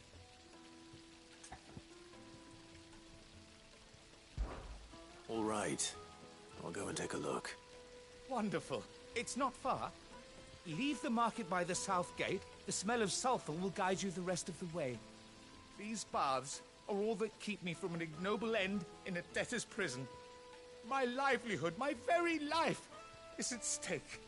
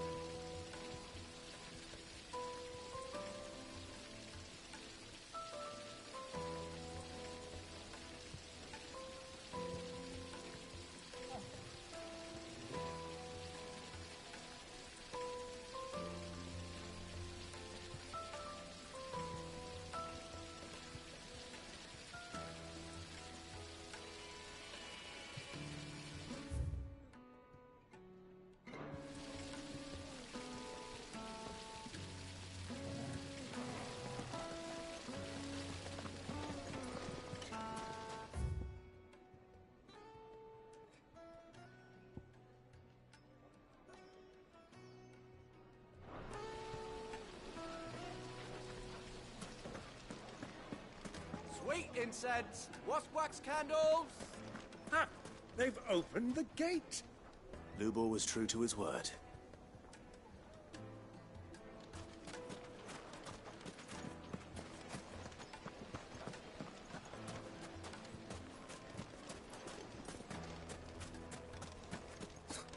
I'll be asking for you again, my sweet.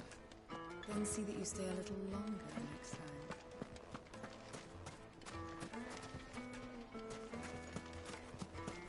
1,000 gil for a measly bunch of Gazal greens.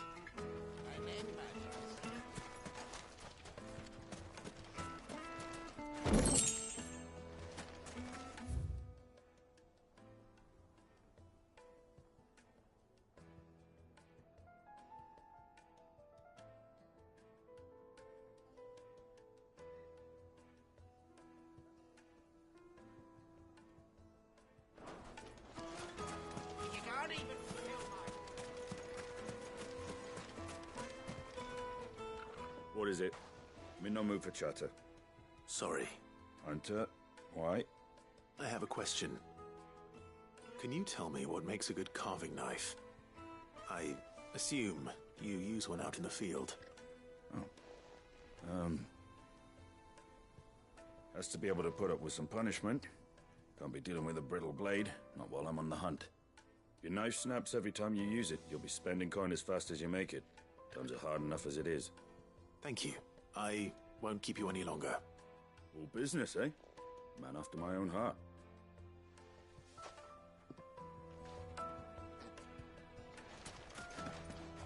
Are you looking for something in particular?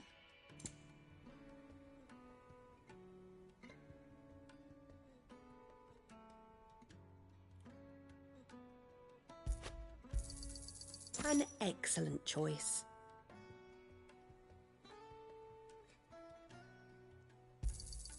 My thanks. Fare you well.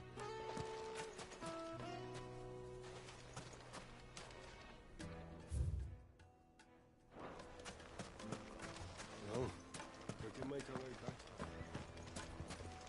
Mummy, I want to play with the crystal. How many times do I have to tell you?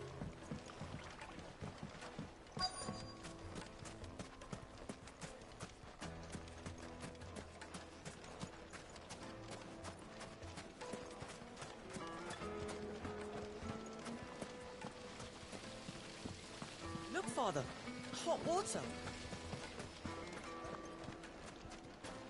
Made from the stoutest stoneware. Oh, ship. Fresh bread, warm from the oven. Welcome, sir. What can I do you for? A question, if you don't mind. I need to know what makes a good carving knife. You a blacksmith or something?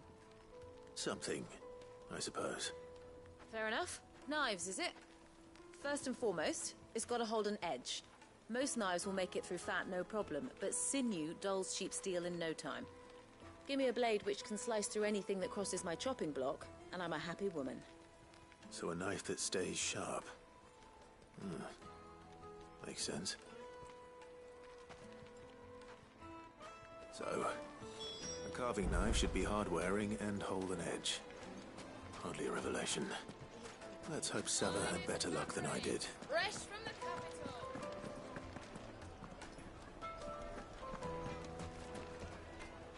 So, how'd it go? You learn anything useful, or should I be looking for a new trade? Only that a blade should be durable and stay sharp. But I don't see how that relates to the spirit of Dalamil. I didn't have much luck either. All the cook said was that he needs his knives to be light. Too heavy and they do his shoulder in. So we're no better off than when we started. Perhaps Lubor didn't mean anything with his Dalamil remark. But that can't be right. I've bandied enough words with the man to know that he chooses them carefully.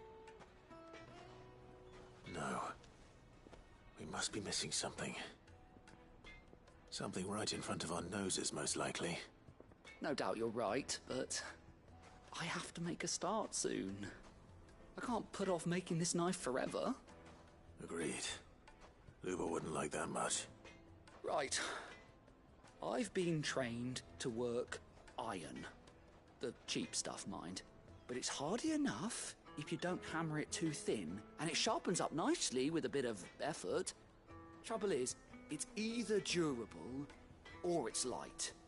Meaning someone is going to be disappointed. Forge Master Lubor, probably. Is there no one else you can turn to? Someone who knows their metals, perhaps? The other apprentices know better than to help me with my test. But maybe there is someone I could turn to. A merchant, a favourite of Forge Master Lubor's, who sells metals to tradesmen passing through the Valcroy. I bet she'd know a thing or two.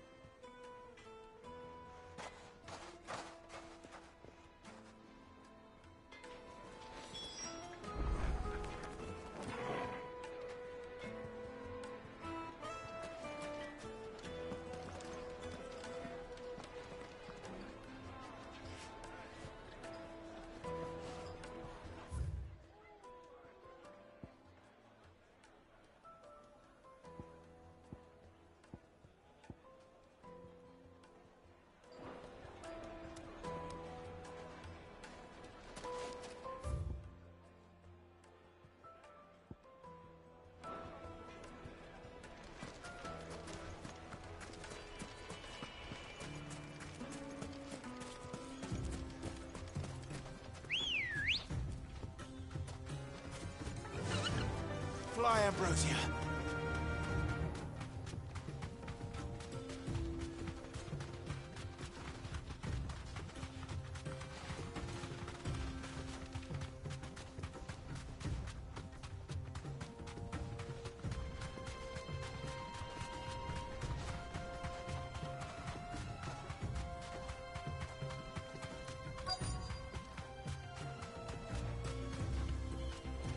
Be safe.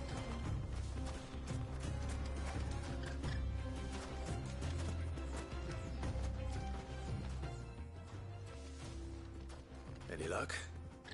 Or will you be needing help with your bags? Well, I asked her, but... you tell him. If you're looking to make a knife that will impress a master like Lubor, there are options. They're just not that viable. Featherlight adamantite knives will get passed from generation to generation, never needing so much as a lick of the whetstone. But adamantite ore is unique to ash, so it doesn't come cheap. And it's beyond my skill to handle. Unique to ash. Are there any materials unique to Dalamil? Something which could be mixed with iron to refine it. Make it lighter. What are you getting at? You said that Lubor trained you to work iron. Then that's what he'll expect you to use. But he would have known that it would either be too heavy or too brittle for a carving knife. Perhaps his Dalamil remark wasn't a riddle, but a hint. If it's cheap metal you're using, then there's always limestone, I suppose. Folk first settled Dalamil to get at her mineral deposits. And, if you know the trick, it can be melted down in the furnace to drive out impurities from low-quality iron. Bloody hell! That must be it! I don't suppose you know the trick, do you? It's hardly my speciality, but I've been around enough blacksmiths to know how it works. Looks like I've got some learning to do. Clive, I hate to ask after all that you've done for me, but... Limestone? Fine. I can hardly abandon you now. Besides, I want to know if this is the answer to Lubor's little riddle. I can't thank you enough, Clive. You'll have no trouble finding limestone over in the terraces. The place is bloody made of it. Then I suppose I'll meet you back at the forge. Right you are. I'll see you shortly. So, do you crush it up, or just throw it in the furnace?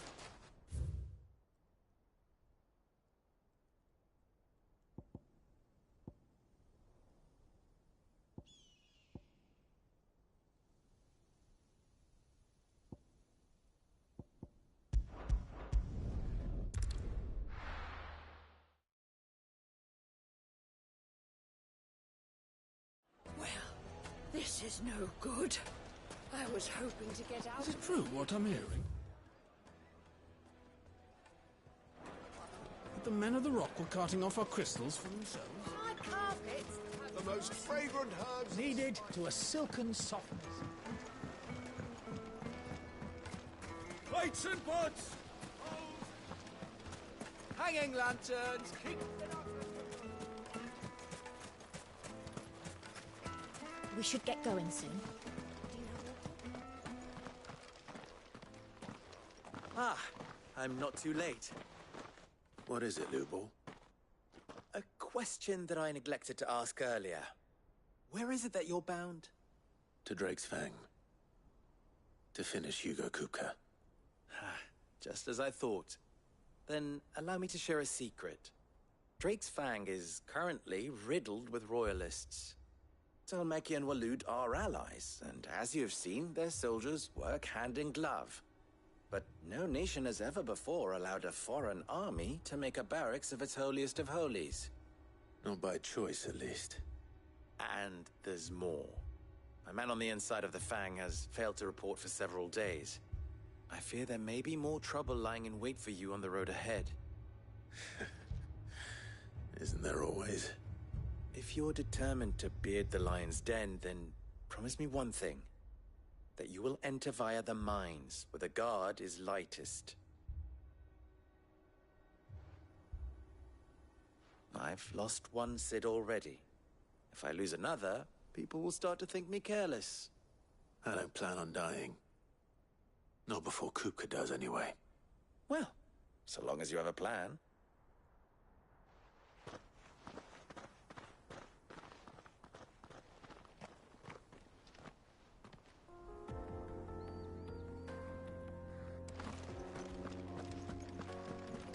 Drake's Fang should be just beyond these springs. Shall we press on?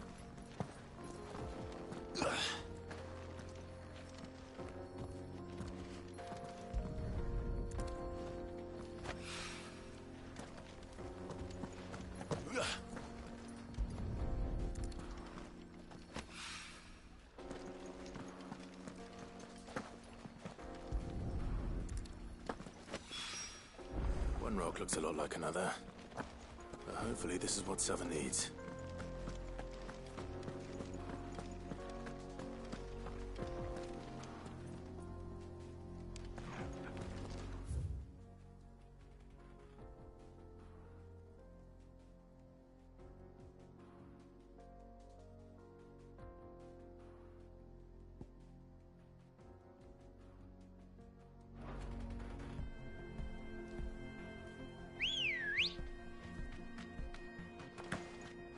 Ready, go?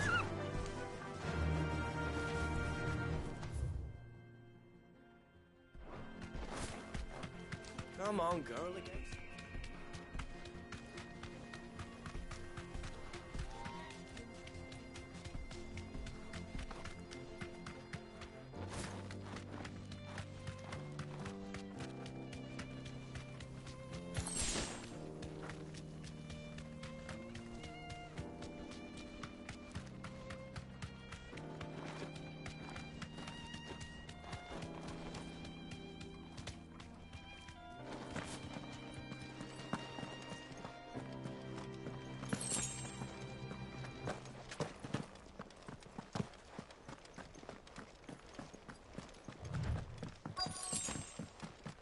By the flames.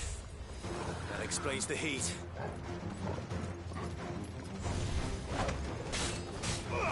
This one.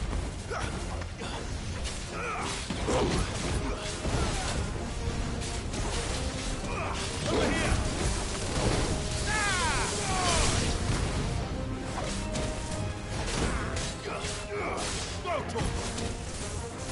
This.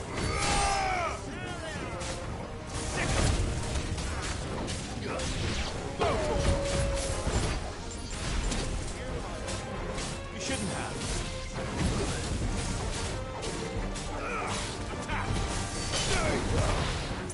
It's over. Get him.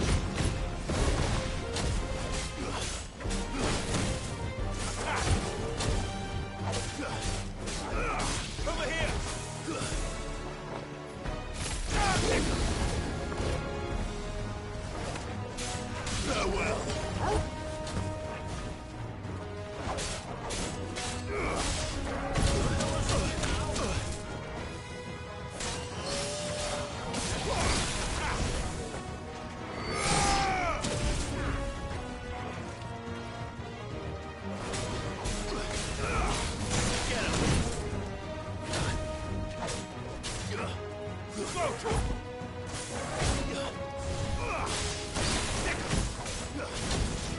This one. That's better. Go to him. Sick of that. Go to him. Get him.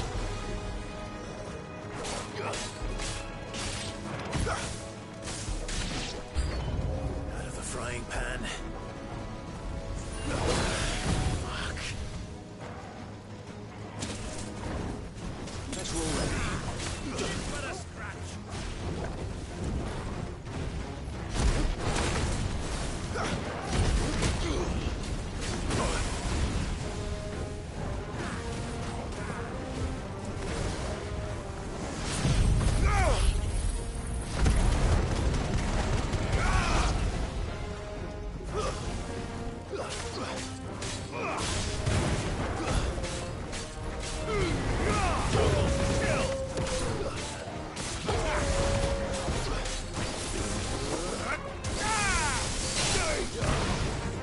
You're finished.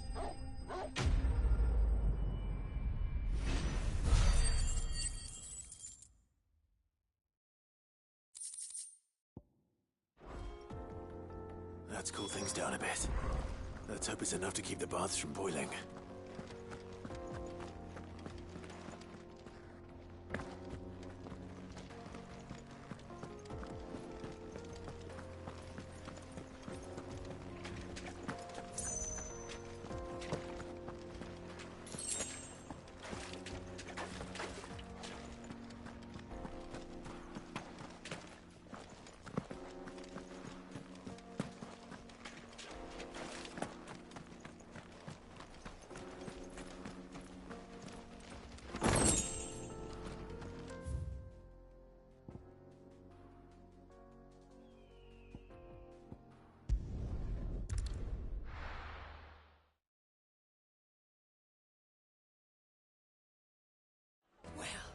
This is no good.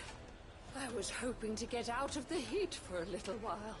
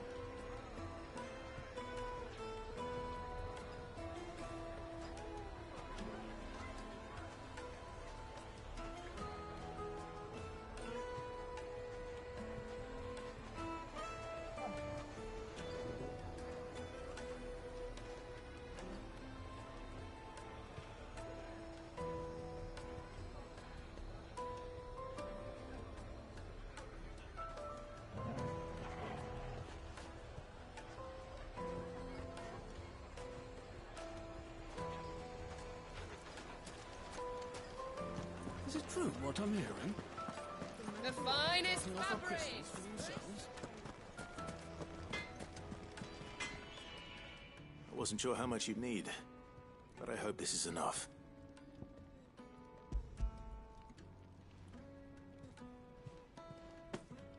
You are one of the good ones, you know that. You and that merchant both, she's got quite a gift for teaching, that one. Now, time to see if limestone is the secret weapon we were hoping for.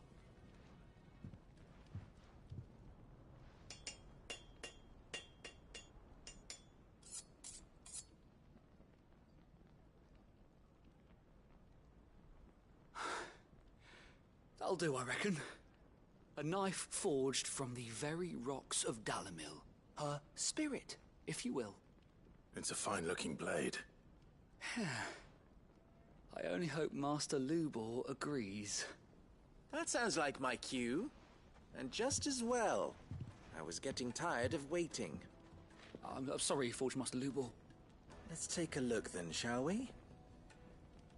First things first, Sava, do you think this is a carving knife worthy of the fine people of Dalamil? I'd like to think so. But what do you think? What do I think indeed? It's sharp-ish, but it won't last long with hard use. And it's heavy, heavier than it should be.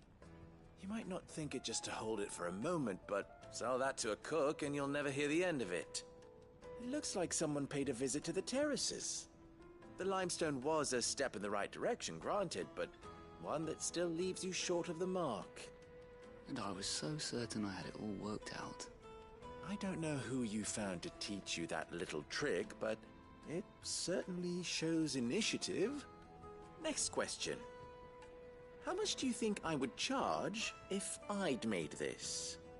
Well, if it took you even a fraction of the time it took me, I would say you could demand a heavy purse.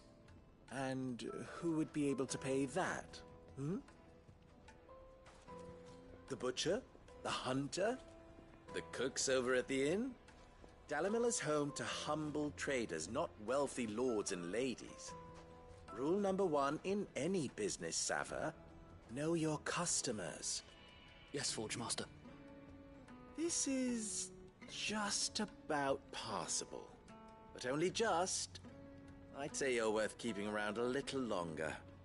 Starting tomorrow, you'll have an anvil of your own. I will.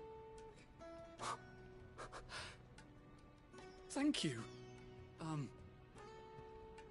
I was wondering, what would you do if you were asked to forge a carving knife? I'd do what I always do. Ask who it's for. If it was for the butcher, I'd make sure it holds an edge. For the hunter, I'd make it as tough as Titan. For the cook, light as a feather. And for the nobleman, I'd make it cost an absolute fortune. There goes a master, all right. It looks like congratulations are in order. I couldn't have done it without you. So much for the Forge Master's riddle, though, eh? The spirit of Dalamil had nothing to do with limestone or anything much at all. Meaning, I had you run around for no good reason. You've passed your test. That's all that matters. You'll have a forge of your own in no time. And when I do, I'll craft you the finest carving knife you have ever seen.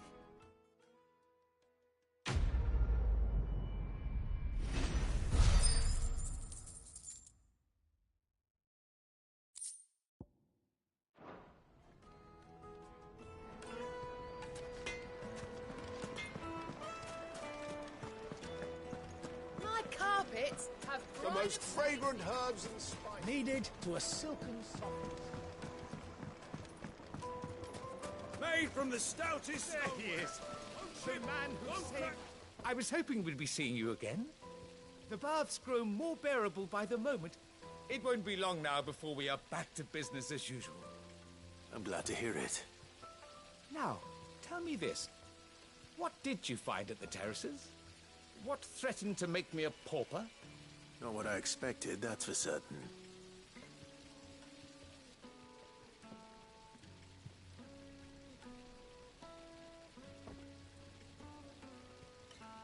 You tell a fine story. That's not to say I don't believe you, though. Creatures made of flame, eh? That's something new to worry about. But I burdened you with my worries enough already. Here, a small something by way of thanks. Right. It's high time I got back to work. With a little luck, the day might yet be salvaged.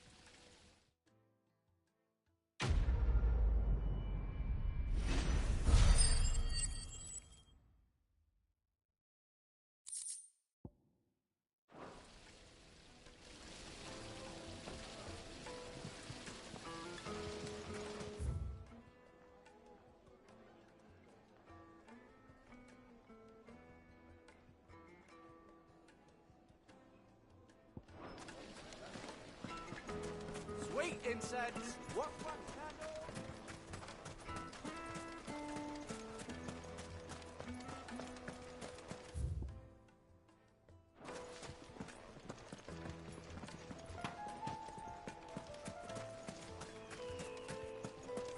We should get going soon.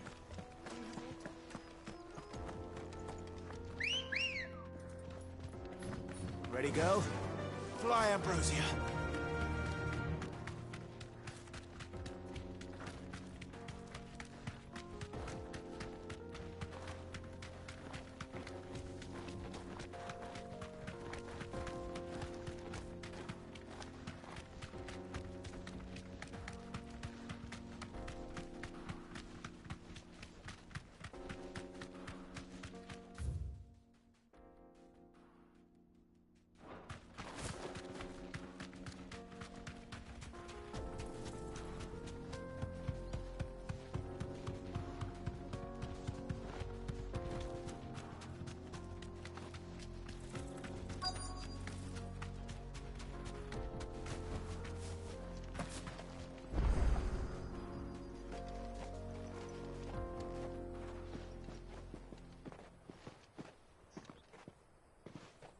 There it is. Drake's Fang.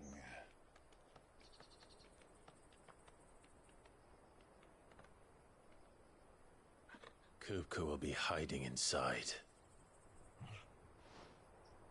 Along with goodness knows how many guards, all on highest alert. You'll need to keep your wits about you if you're to reach him. So be careful. I will, Uncle.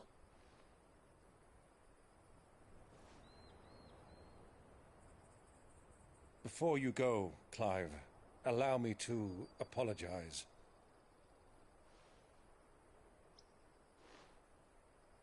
After what befell at Phoenix Gate and the crisis that followed in its wake, I fled. I retreated to my counting house and danced attendance upon the vicereine in the hope it would bring me favor. I betrayed my nation to save my skin, like the coward I am. And I'm sorry. Uncle, please. It's not too late, Clive.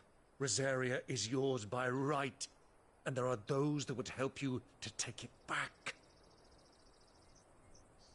Had I the courage of my brother, I might already have done so. But that ship has sailed. You, however... No. Forgive me, but I cannot.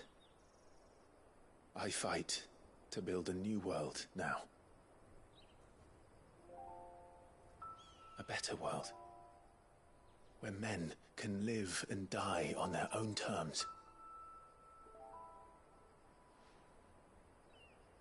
I was raised in a nation that strove to improve the plight of bearers.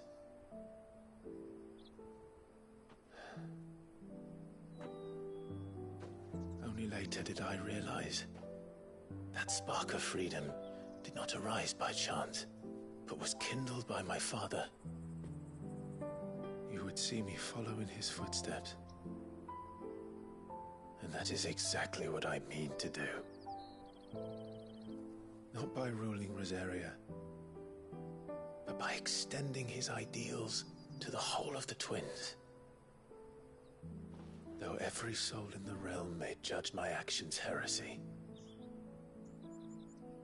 I am certain my cause is just. You really are just like him, you know?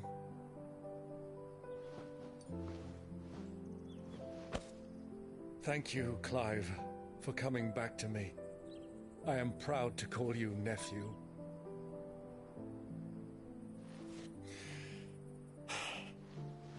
Well then, this is where we must part ways. Wish me luck in convincing my Canvarian friend to share his considerable talents.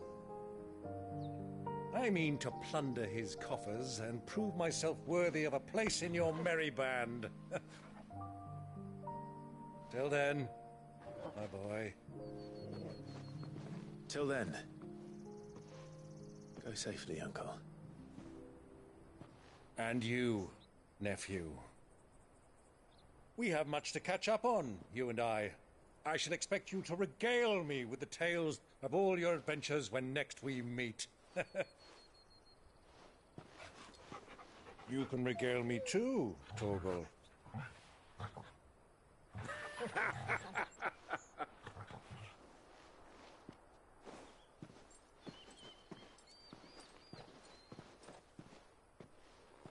I'm coming for you, Kupka.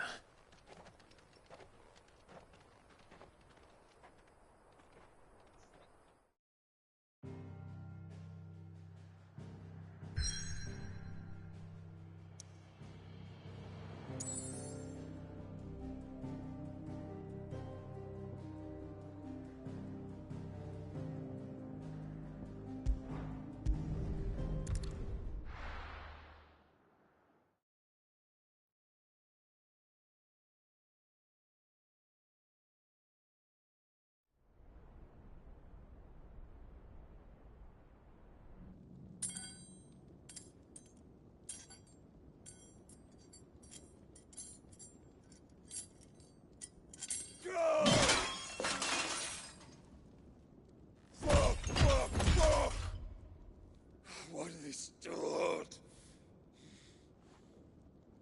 What has that gutter rat done to me?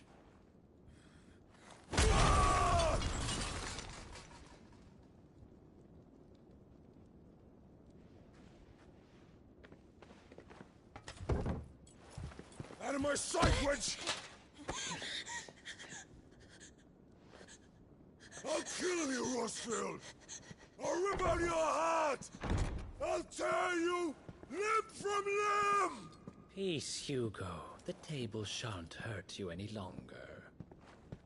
He sought to humiliate me. Me! If you hadn't interfered, he would be dead! You truly believe you would have triumphed had the battle continued? Titan would have ground him into dust! And how would he have done that without his head? Shut up!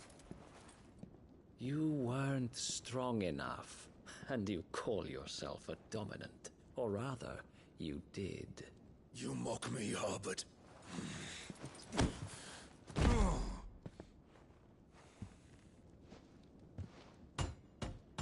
Do you see, Hugo? You are weak. Fuck! But so long as that fire burns within you, there is still hope. There may yet be a way for you to take your revenge. Tell me, what must I do? Please, I'll do anything. Just tell me.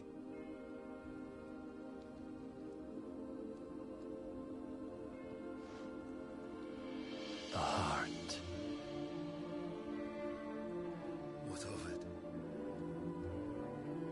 A Mother Crystal's heart is the most concentrated source of ether in all creation. Perhaps you could take advantage of that. Of course, the crystal would not yield her blessing to any ordinary man. But then, you are no ordinary man, are you, Hugo?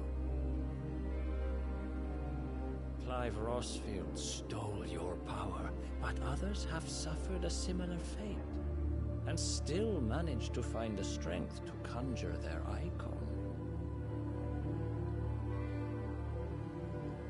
Like Benedicta Harmon. She too drank of the ether and gained a power beyond human understanding. She did.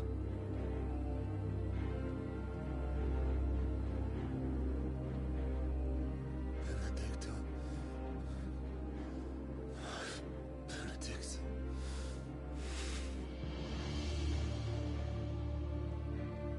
I'll do it. My love. I'll avenge you.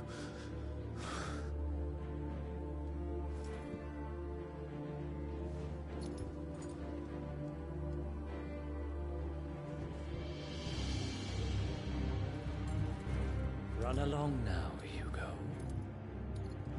You need only follow the light.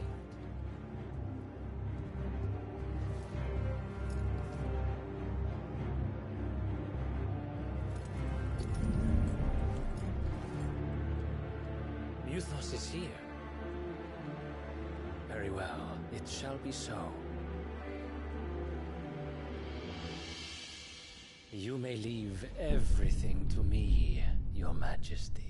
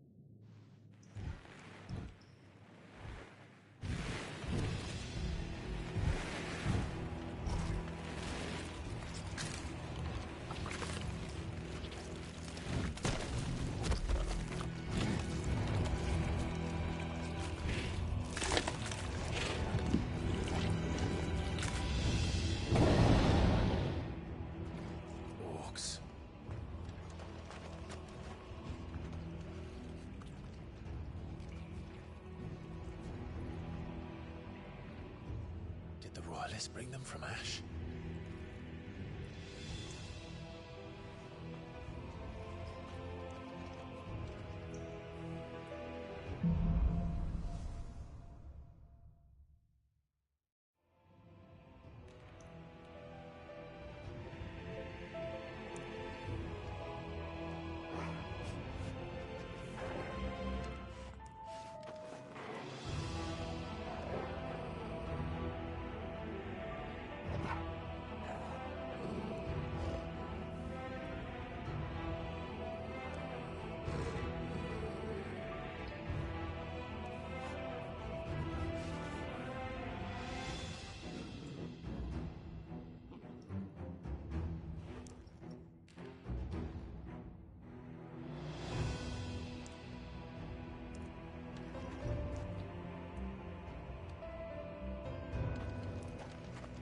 The Beastmen part of the Waluda army now.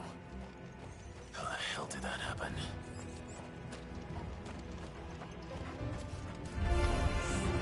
They've spotted us.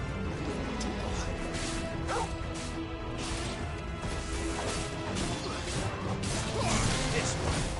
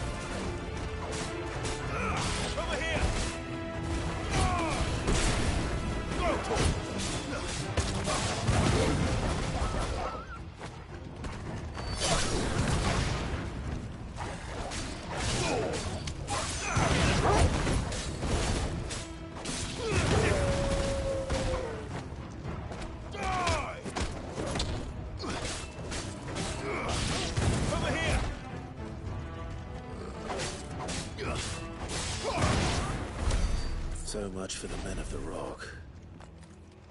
Dalmekia's finest.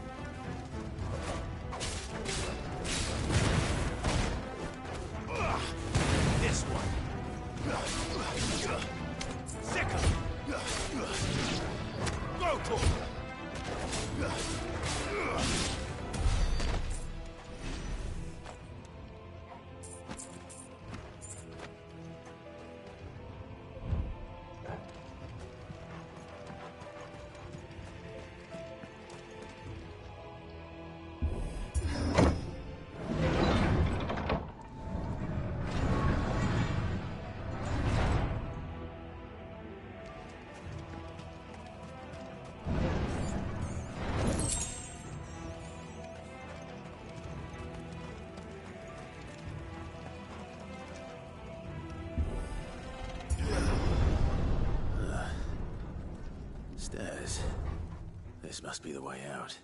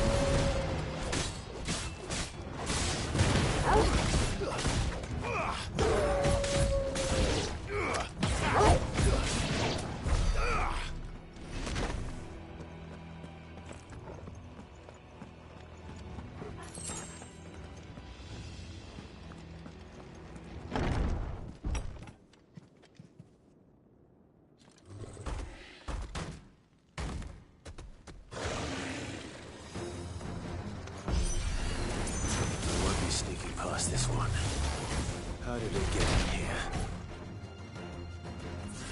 Thanks, boy.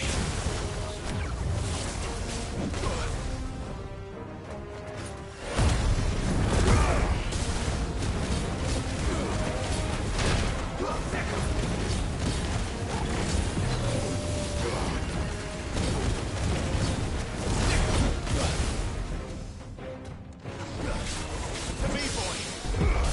You're a fine hound.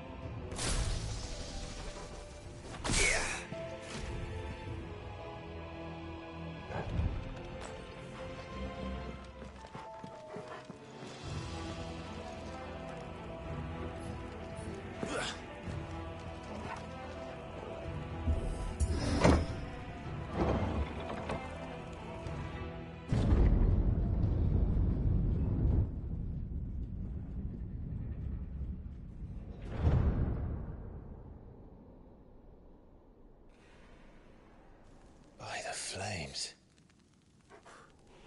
Come on, Torgal.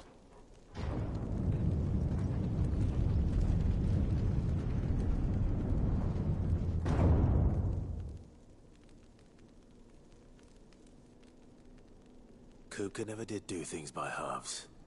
As if taking the Mother Crystal for his own wasn't enough. He had to build his castle in it.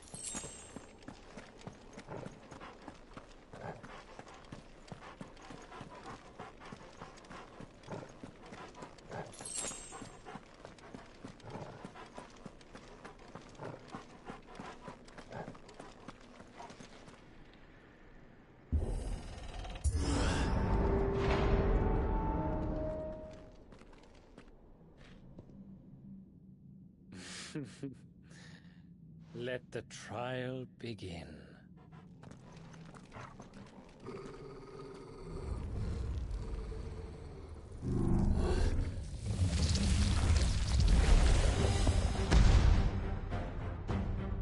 What the hell?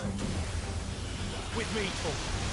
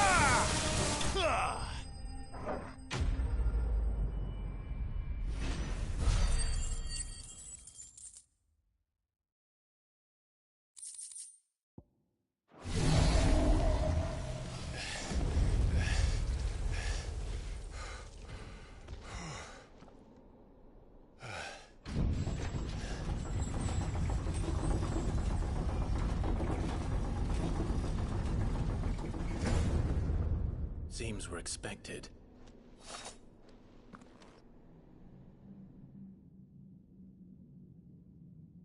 So this is the power of Muthos.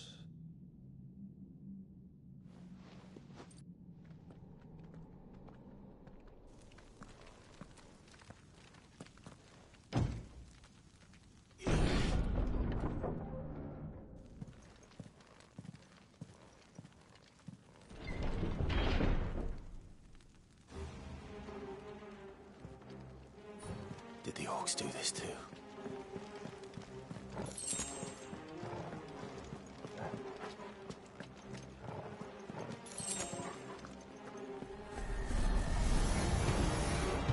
More of them.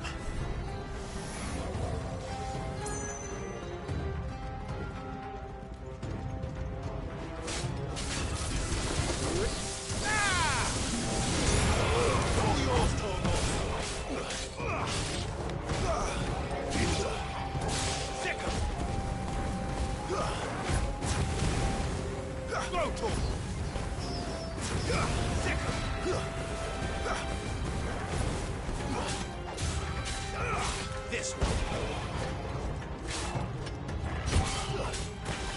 This one.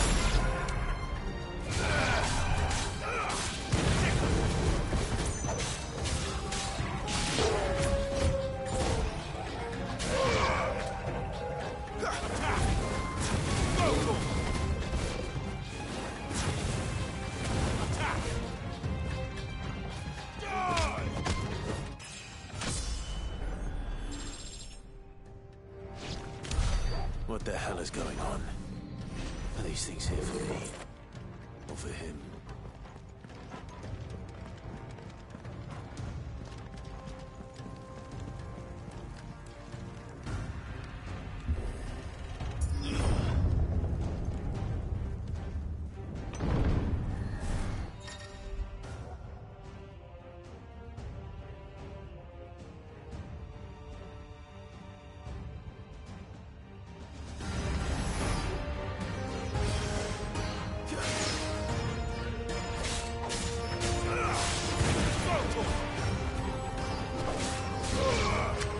This one.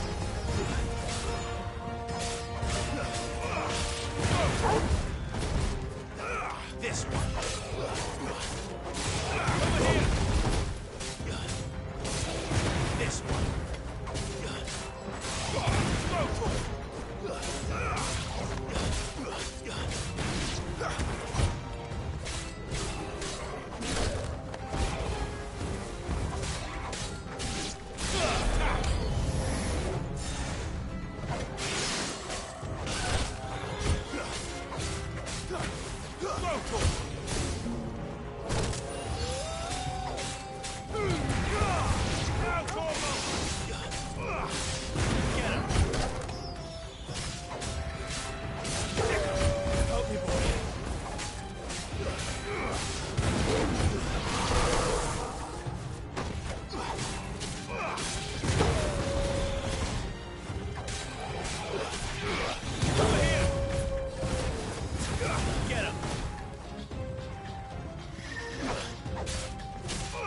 This one.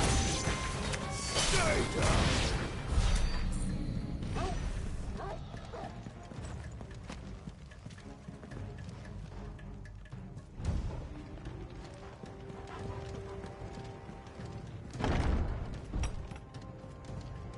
First orcs, now these nightmares. Is this your doing, Ultima?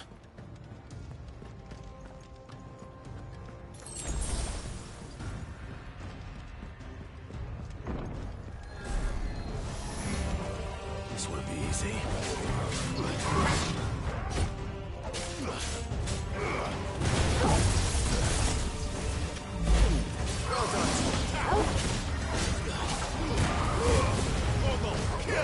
Let's try.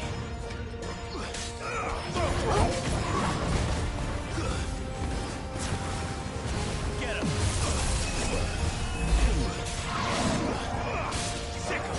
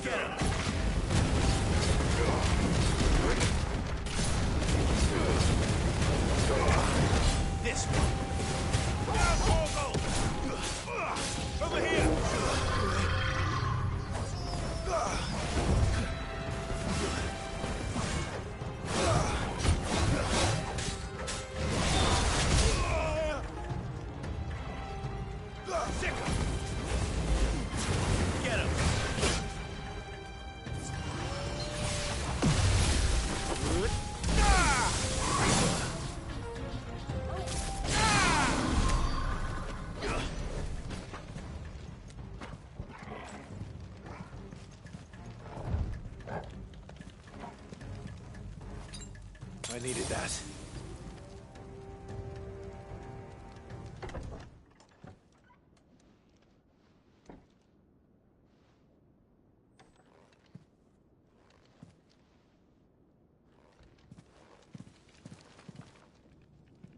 You've been busy, Kupka.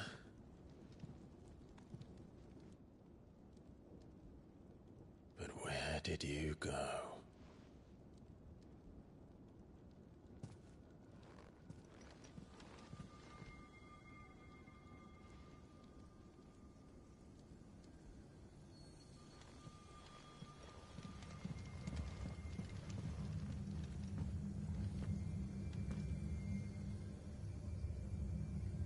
The heart.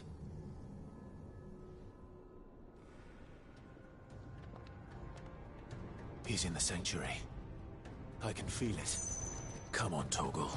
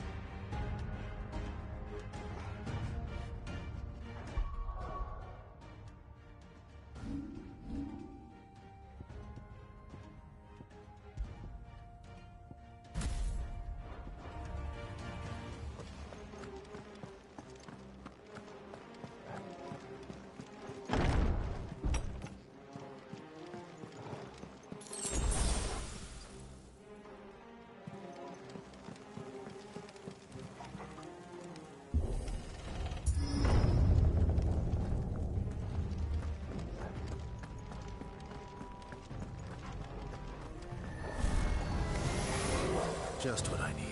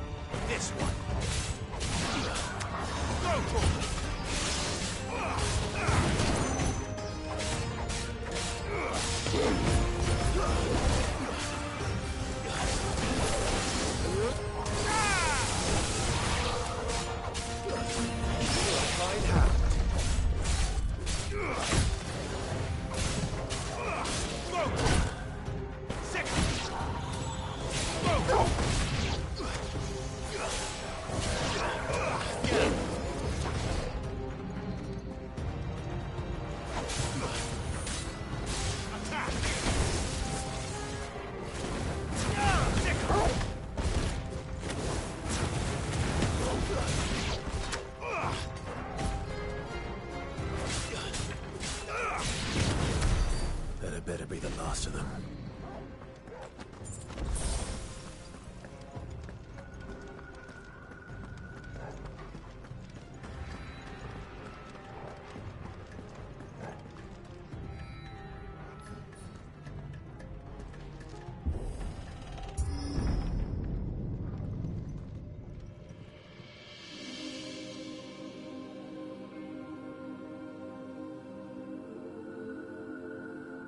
Benedicta, my everything.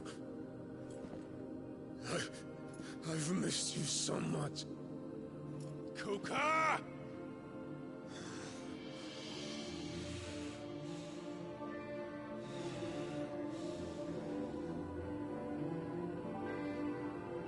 I swear to you, my love,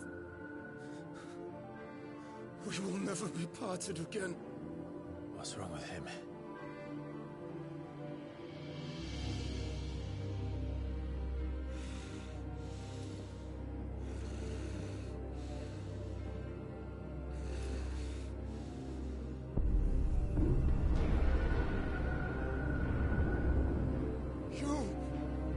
You got away from her!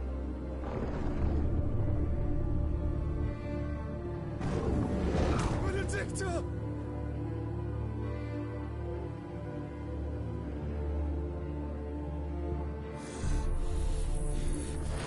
I'll kill you, Roscoe!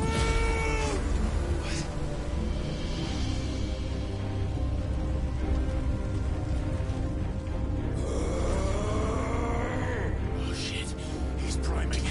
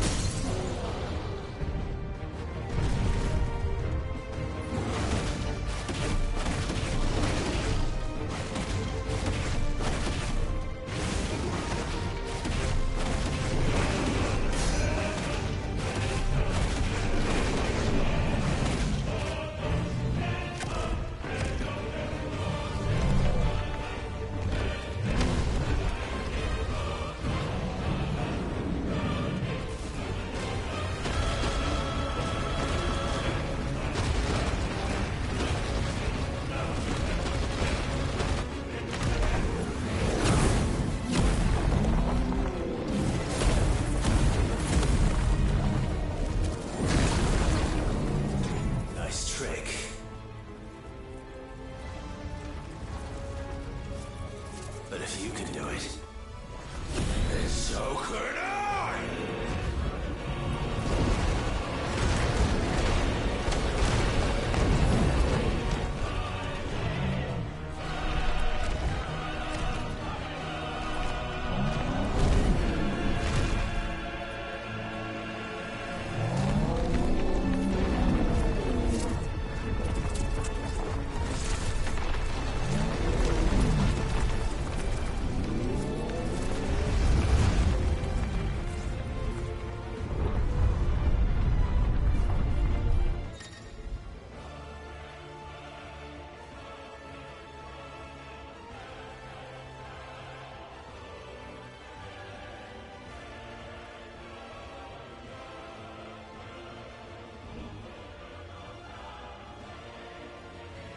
Let's give this a try.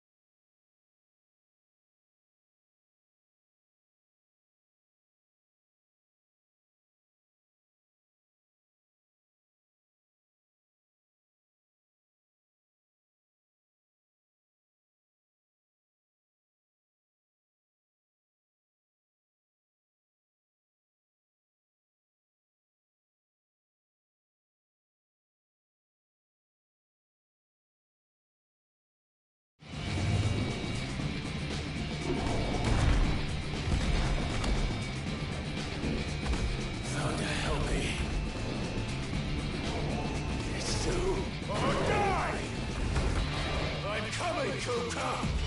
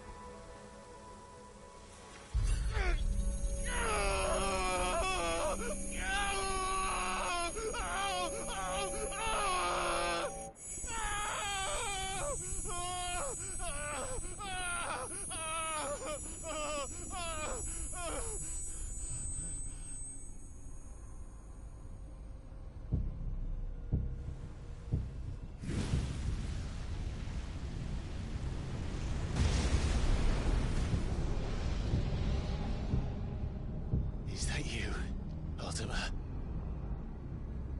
What do you want? Your soul is tainted with worthless human will, yet your thirst for power remains undiminished. With every sip you take, you grow in strength, and soon you shall achieve perfection. I don't know what you're talking about. You will accept us, Mythos. It is inevitable. You were created for this purpose, and you shall serve it. Never!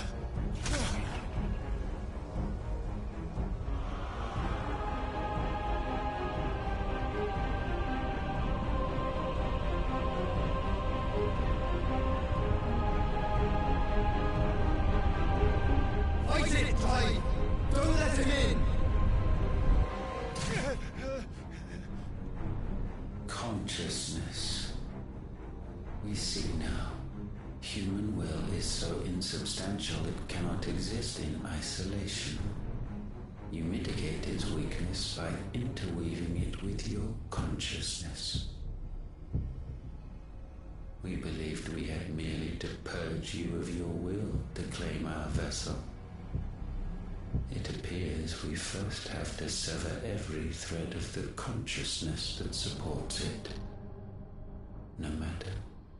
The time to build a new world is not yet upon us. We will contemplate.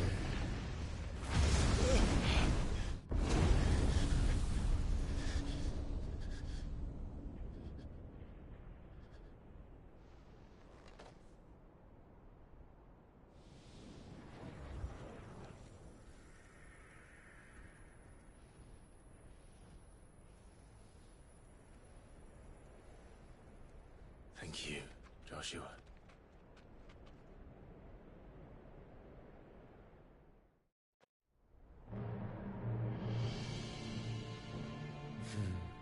One can no more command the power of ether by drowning in its flood than one can constrain the tides by standing in the sea. I had thought Hugo wiser than this, but it seems his head was full of rocks after all. Titan was strong. Your Majesty. But Mythos is stronger. For 5 years, that man lived only for revenge. Clinging fast to a fiction, even as it swept him into the abyss.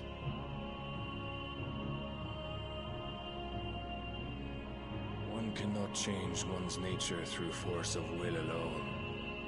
Only the Almighty can do that.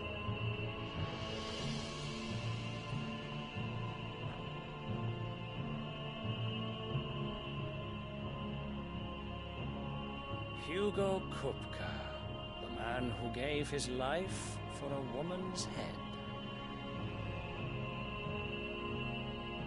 A fool like all the rest.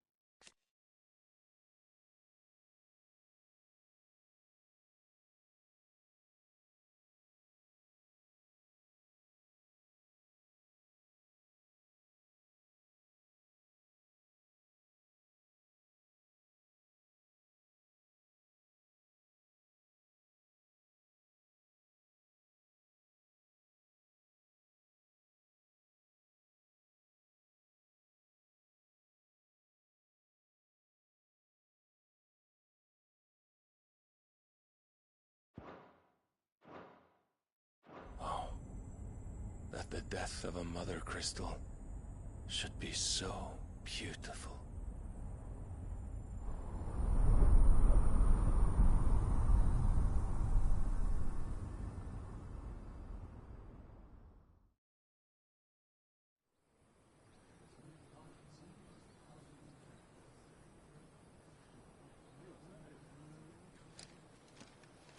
Some medicine, my lord?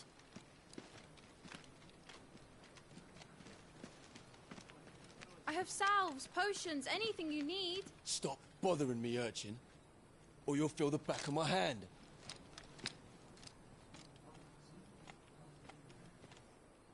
You must consider your health, my prince.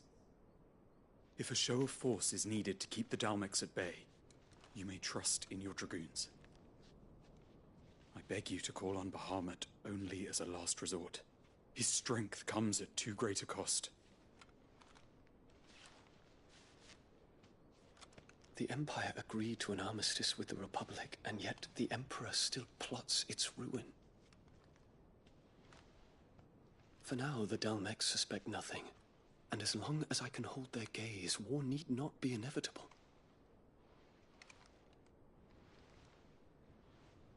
But more than that, Bahamut is the champion of the Empire. When our people look to the heavens, the sight of him gives them hope.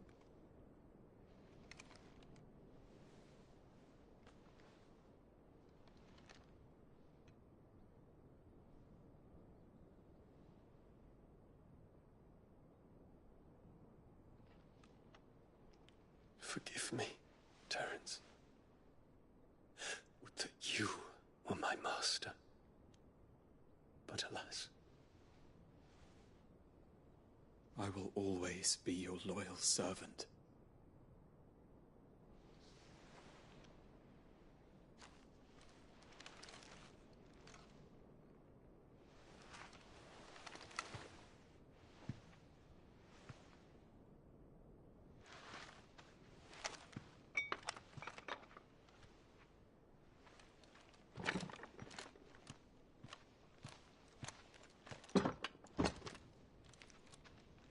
Should the Council's brazen maneuvering prompt the Republic to tear up their own treaty and launch a new assault, our soldiers would advance to meet them, cutting across the Central Isles, but not in time to prevent their forces from breaching the southern defenses and storming Twinside. And so the capital would become a battlefield. Thousands of innocents would die. I cannot allow that to happen. There is one small mercy, at least. You will not be forced to do battle with Titan.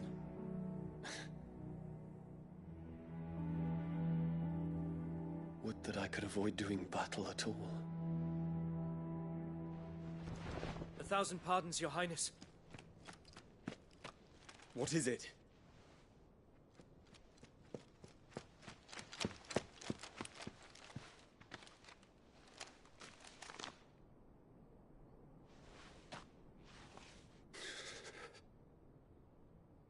Olivier has been made Emperor. What is the meaning of this? My father's orders. What were they? Quickly! Yes, Your Highness. His Radiance requests that Your Highness maintain position here and... Ah!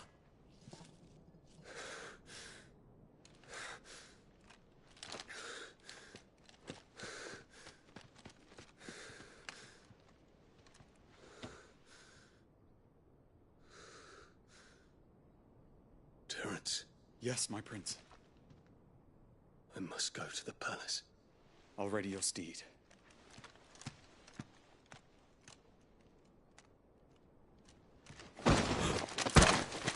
What is it now?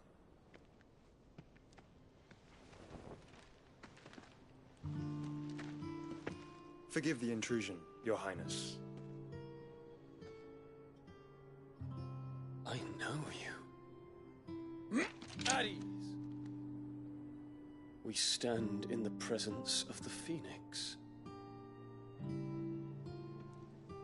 You wouldn't want to get your fingers burned. I hope I'm not interrupting. Not at all. Though I admit, I did not expect such a distinguished guest. How many years has it been since the Remembrance ceremony? 20? I thought you long dead. Do I address a ghost? Many have told me that I look like one. But no. I'm alive. Just. Prince Dion of the House Lesage, I have a tale to tell you.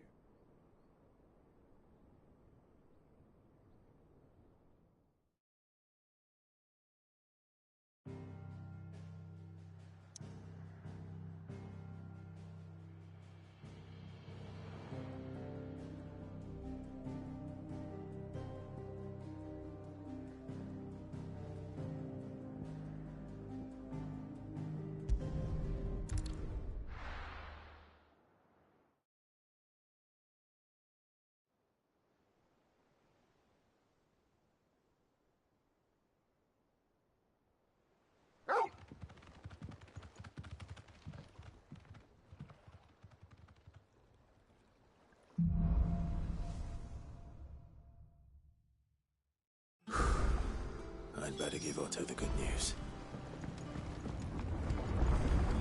Always need patching up.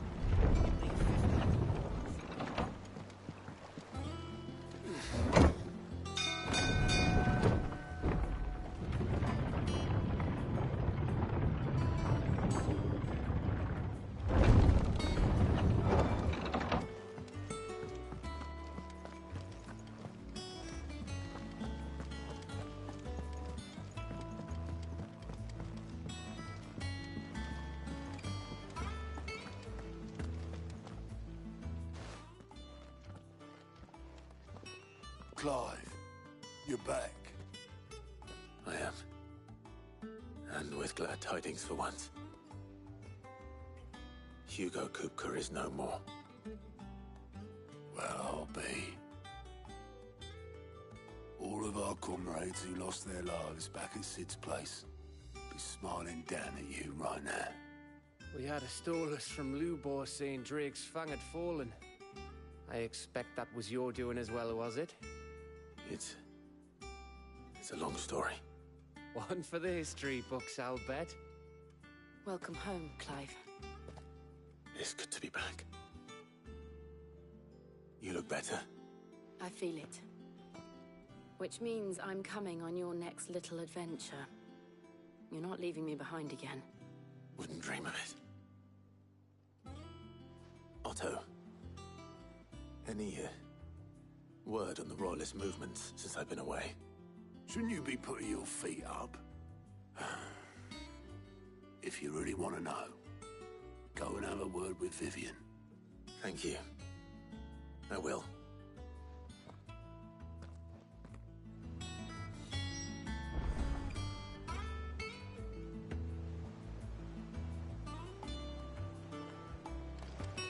It's good to have you back. I was worried.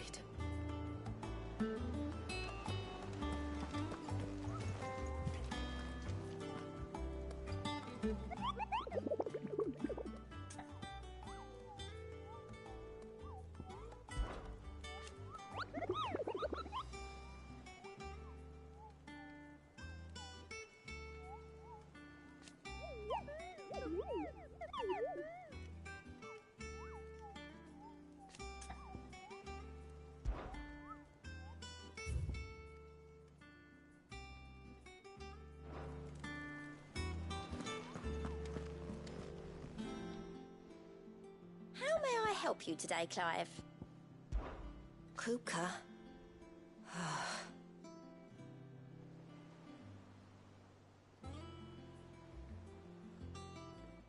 But when I close my eyes,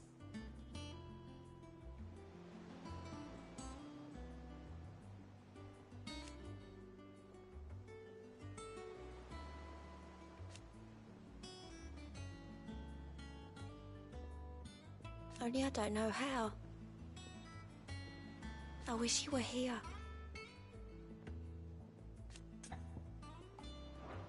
May the goddess go with you.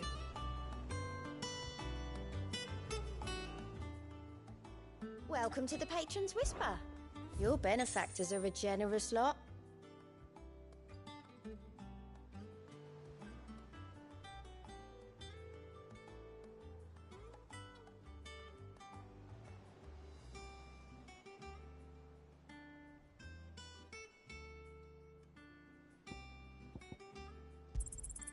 All yours.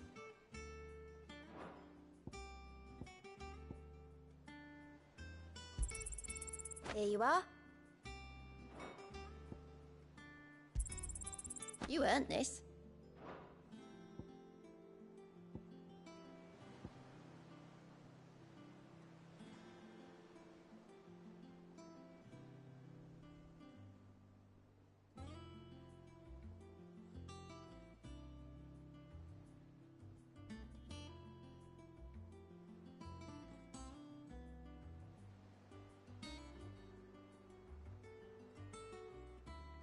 All done?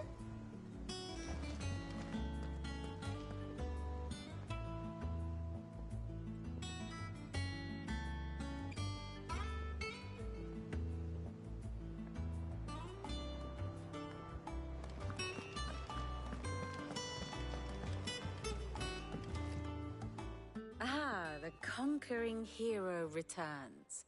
And with hardly a scratch on him. I may have picked up one or two. Well, the fact that you came straight to me instead of visiting our resident physiker suggests that you picked up something more important. A scent. The scent of Waludas. The very same. But whatever plans Kupka was hatching with the Royalists, he took them to his grave. As did his men. Slaughtered by the orcs who'd taken over the Fang. Orcs, Vivian. I've never seen such creatures in Storm before. The Waludas must have ferried them over from Ash, but why?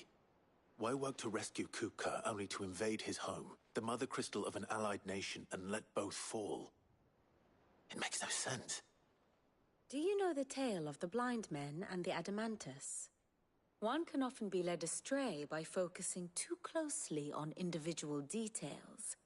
One must instead see the bigger picture. And what bigger picture is there than my map?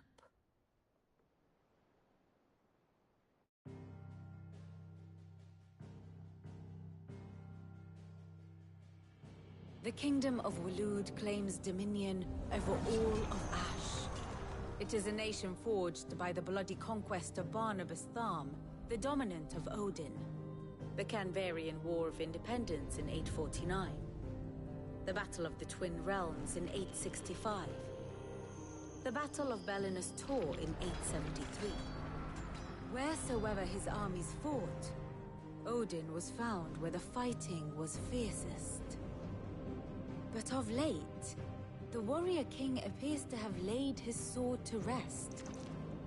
Battle rages for control of the crystalline dominion.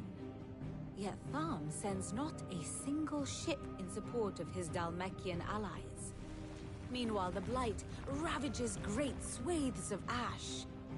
Yet warlike Waloed shows not the faintest interest in laying claim to untouched lands.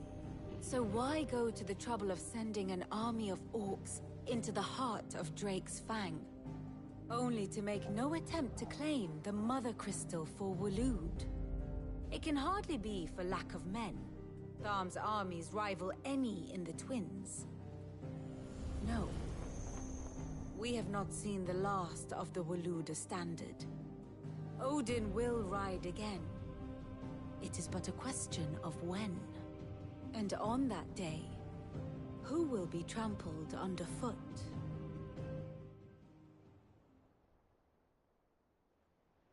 In summary, I know not to what end the Royalists betrayed Kupka. I know only that it is part of some broader scheme. A scheme tied to the ambitions of one man. King Barnabas. But there is no need to wallow in confusion. If one is to cure a sickness, one must first identify the symptoms. And your Lord Uncle has volunteered to do just that by keeping an eye on the Royalists' movements. He's really throwing himself into this. Indeed he is. Which means all that remains for us to do is await his reports. Well, not quite all in your case. The people of the Hideaway must hear the news. Justice has been done. Hugo Kupka is dead. The wounds he left that night are still raw, especially for those who lived with Sid the longest. Tell them that those wounds might finally begin to heal. Consider it the price of today's instruction. I've never known you to be sentimental. What can I say? I am only human. And we are, all of us, sentimental animals at heart. I suppose we are. Very well. I'll go and spread the word.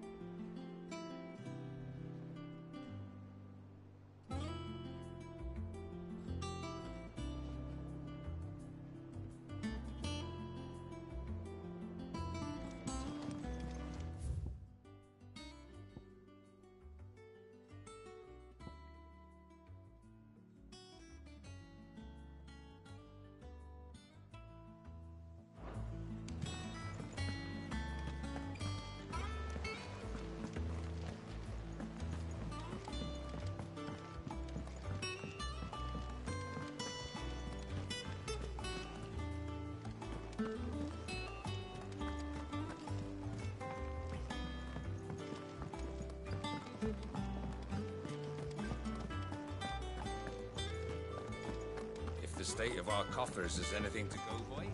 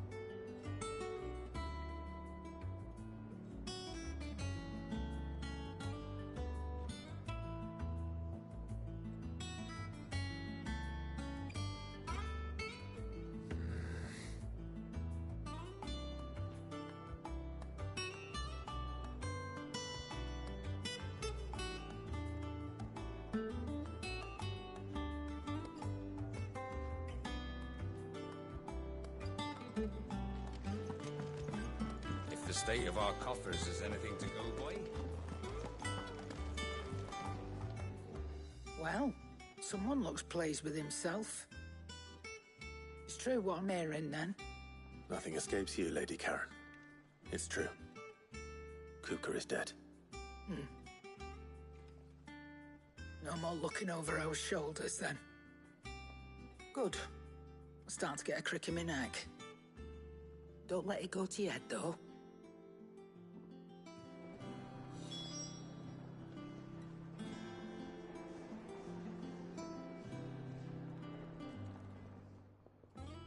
Well, don't just stand there gawping.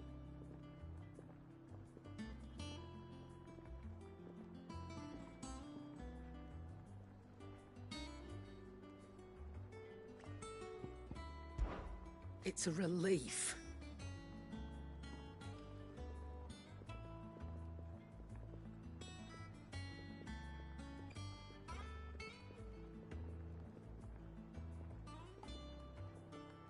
Thank you, Clive.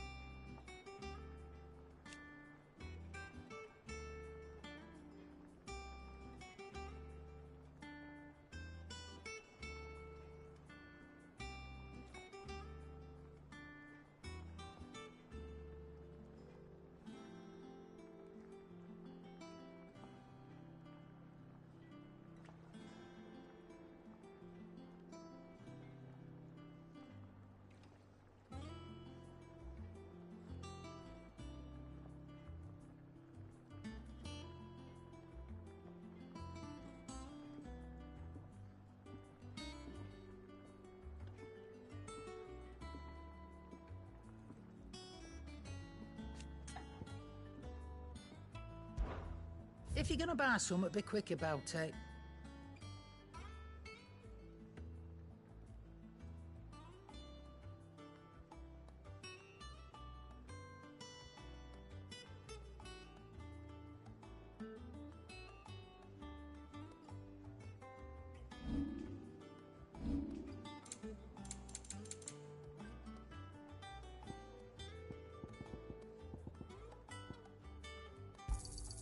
You'll not find a better price than that.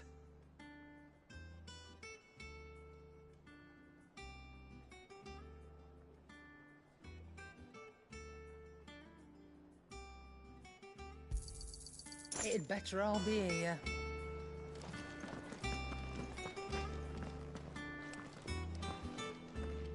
Welcome home, Clive.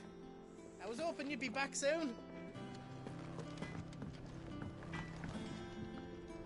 Blackthorn, do you have a moment? What is it? I'm busy. I wanted to tell you that Hugo Kupka is dead.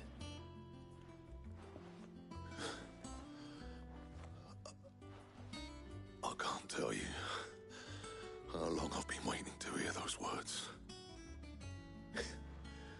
This is it then. A new beginning under a new Sid.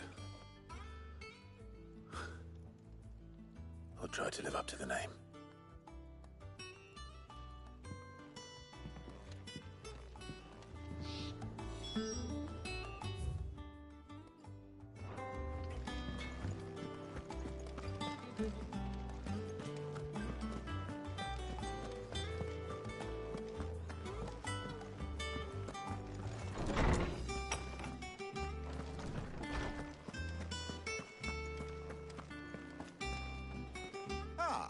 Clive, have you come seeking the gift of knowledge? No. To share mine, actually. Hugo Kupka is dead. Oh my. Can it really be true? Look, he's crying. He is. The big baby. And with good reason, children. These are tears of joy. We must offer up a prayer to your parents that the heavens might weep with us. There shall be no lessons today, only thanksgiving and merrymaking. Go, put away your things. All right. Brilliant.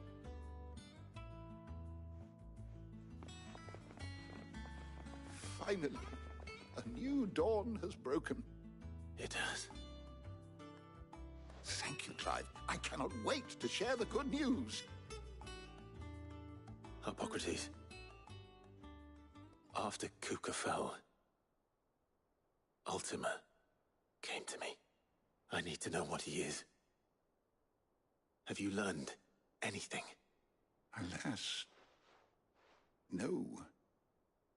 And not for want of trying. I have scoured nigh every historical tome in our collection and found nothing. Not even the sort of conspicuous absence that might suggest a concealment of fact. One is almost tempted to conclude that such a creature never existed. But I saw him. With my own eyes. I don't doubt that you did. Alas, it seems you are the only one who has. To others, he reveals naught. We see only that which he leaves in his wake. Like some terrible force of nature beyond the ken of mortal man. A bringer of death. Whether the Ultima you met with was the being itself, or merely another projection of its power, I know not. But until I do, my investigations shall continue. Thank you. It means a lot. Right. Let's see if Otto has anything else for me.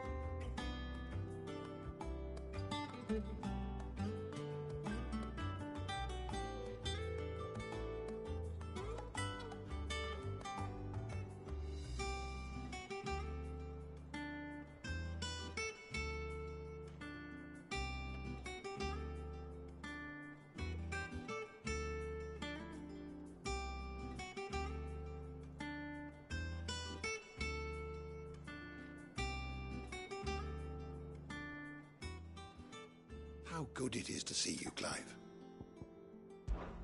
I have said it many times.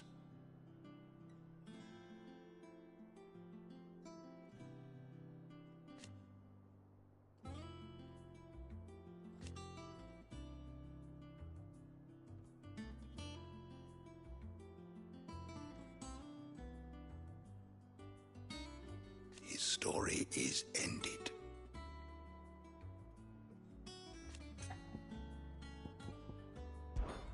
Were you aware...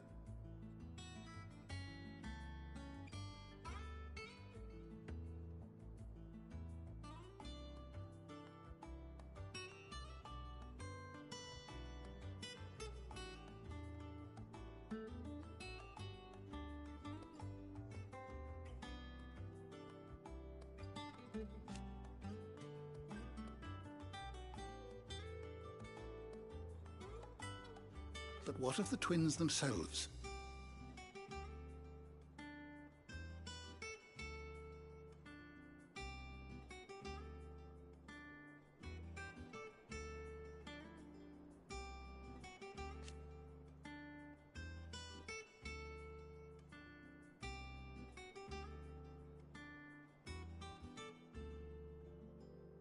Yes, change will come.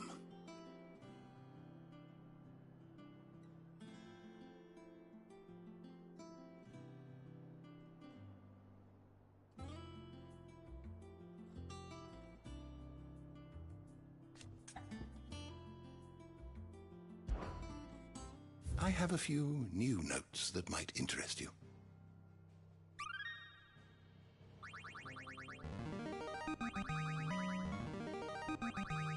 Now this, I believe you will find most interesting.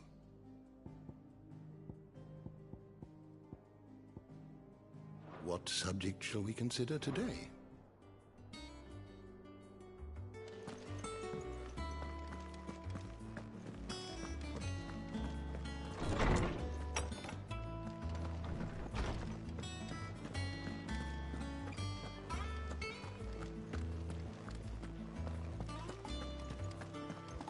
He cracked the crystal too?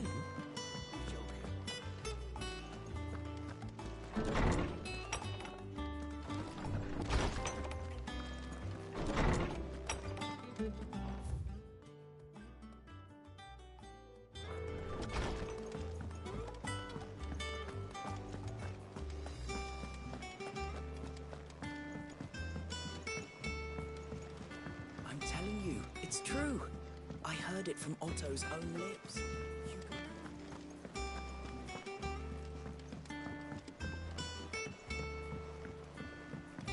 We're seeing troops amassing at every border crossing. You barely sat down since you came home. Vivian got you running errands or something? Just spreading the word.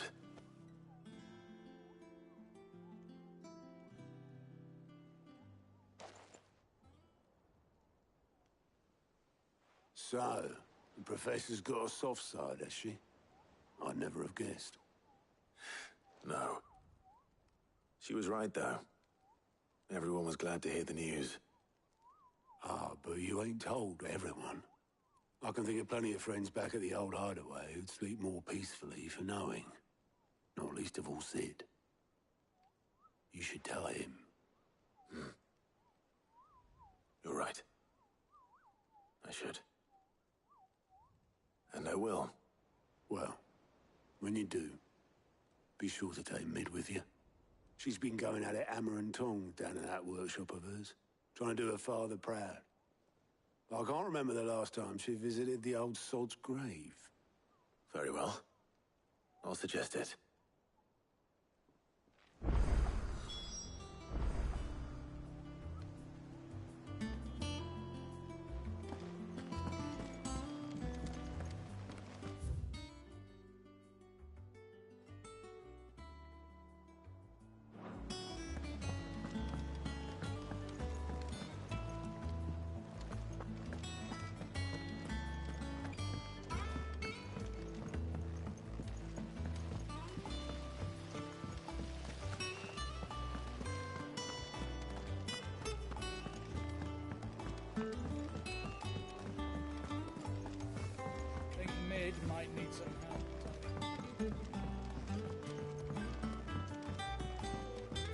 come up with something soon. All right, Clive? What do you want? I'm going to visit Sid, and I thought you might like to come with me. Sorry, I'm too busy for all that right now. I've got to get this thermal displacement stack sorted. Thermal... Displacement stack. Here. And this is for... Only the fastest, finest ship the world has ever seen. The Enterprise. Me and my dad designed it together. Where other vessels rely on the fickle winds to drive them through the water, ours is fitted with mithril engines. And those things have got more push than a behemoth in a bad mood, and more heat than all the hells put together. Which is where the stack comes in.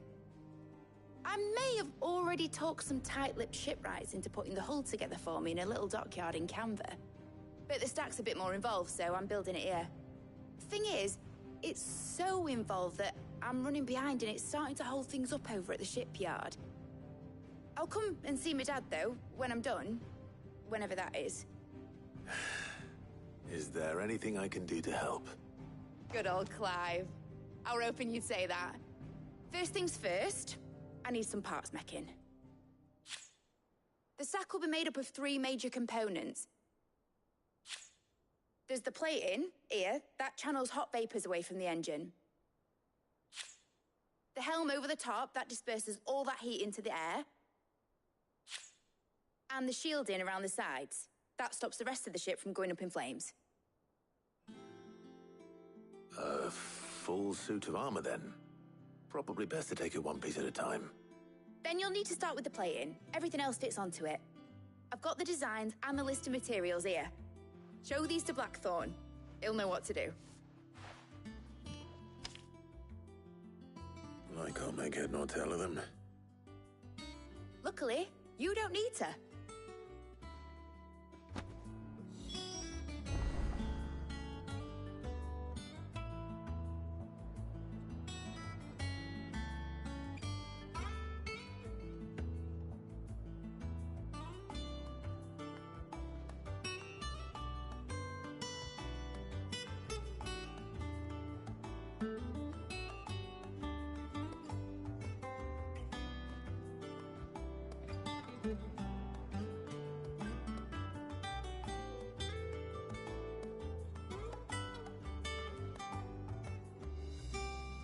The engine plating's basically just a very efficient conductor.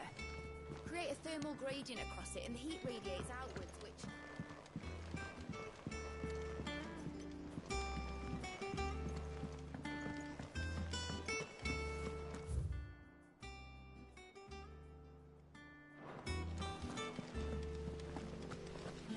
Editors started reading books that don't have any pictures in.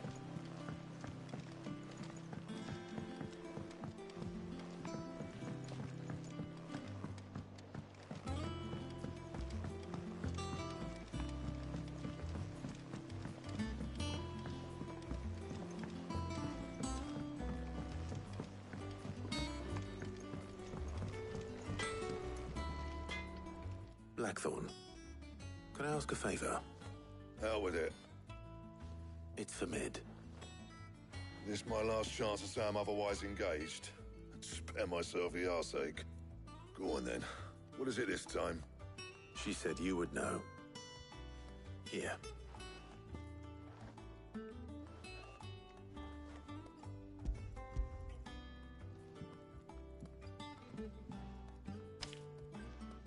Krieger's Tates. Well, I don't know what the hell you'd want this for, but I can make it. Won't be easy, though. And I'll need help. Get Gavinotto in here, will you? All right.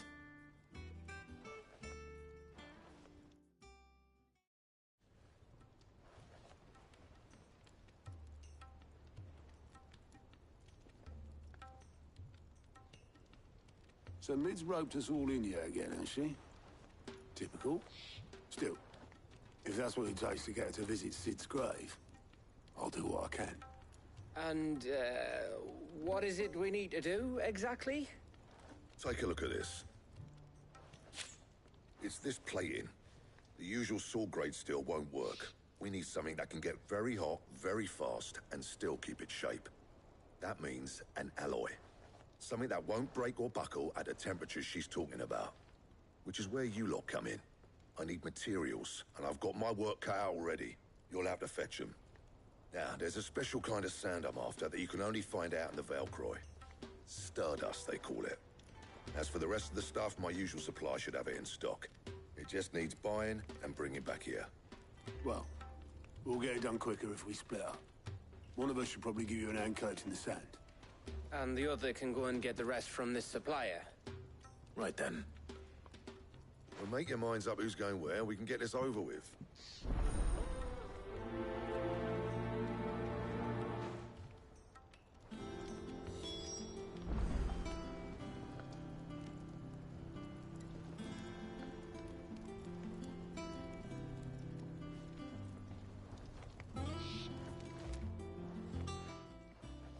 You going after the Stardust then, are you? Which one of these two lucky souls is going with you?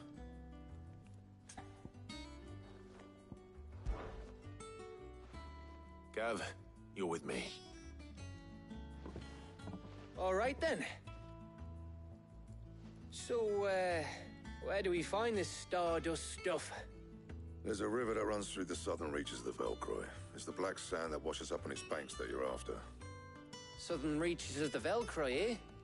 That's down past Alamil. I'll go and scout the place out. See about hiring us a wagon to bring the stuff back to. All right. I'll meet you by the river. While you're off having a paddle, I'll pick up the rest of the stuff from Blackthorn's supplier. Take care. You two, eh? Don't go letting them fleece ya. Fleece me? I'd like to see him try. In your own time.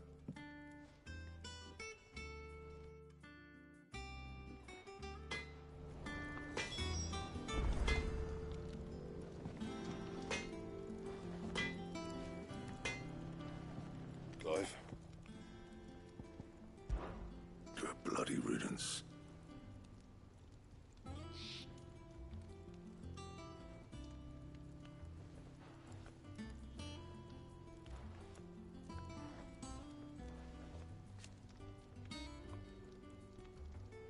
One included. What do you want?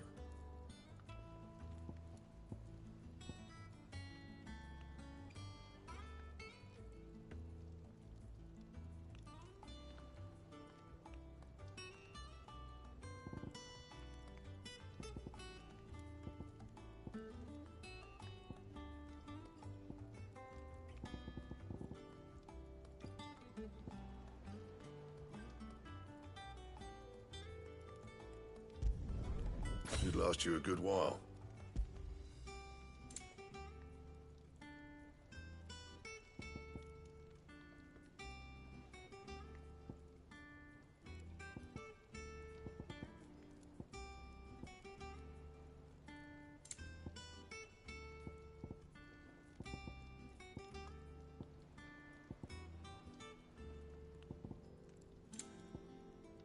That it? Fine.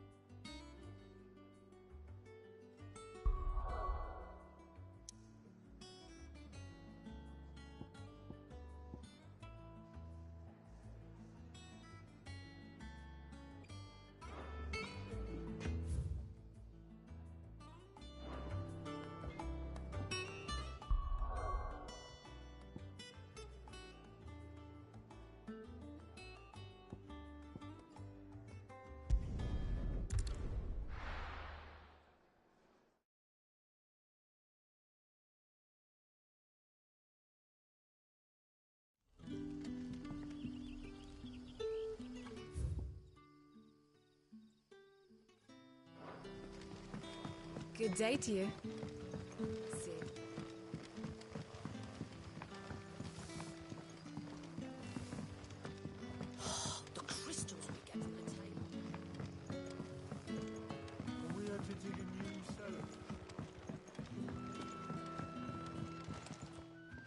Ah, Clive.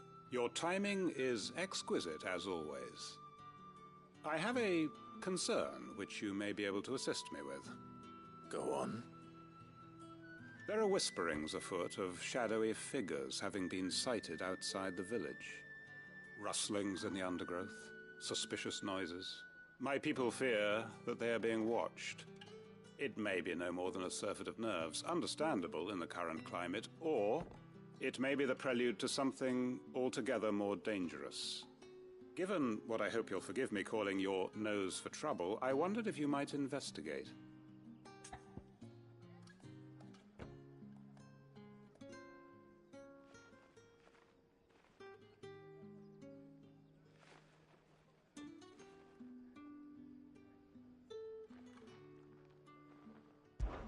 Of course. Excellent. You might begin by speaking with the good citizens of Lostwing. Listen to their tales, and make what you will of them. All right. I will.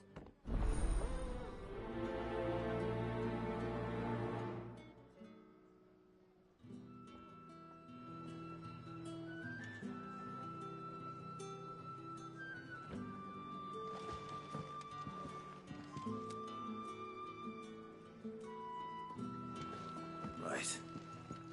Let's see what the people of the village have to say. I'd better find out if this is just nerves, or something we need to take more seriously. The crystals we get from the tail.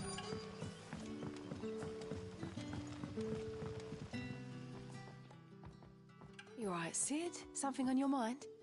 There is actually. Can I ask you something? Quentin tells me people have mentioned shadowy figures out in the woods. Have you noticed anything unusual? Oh, that. No, sorry, can't help you.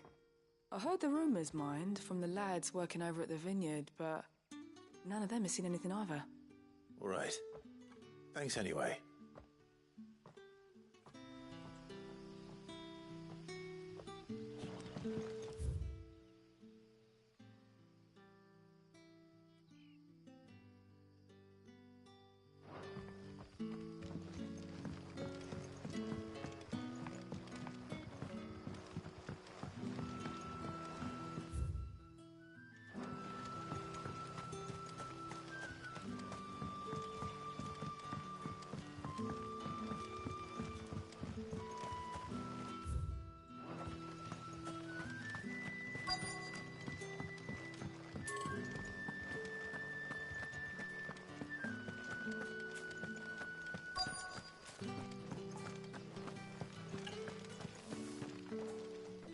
Do you have a moment?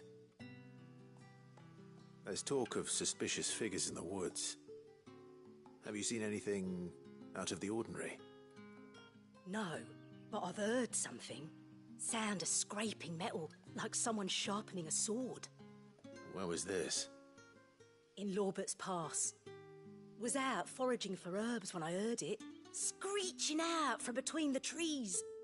Ran back here as quick as my legs would carry me, and I ain't been back since. I see. I'll look into it. Thank you.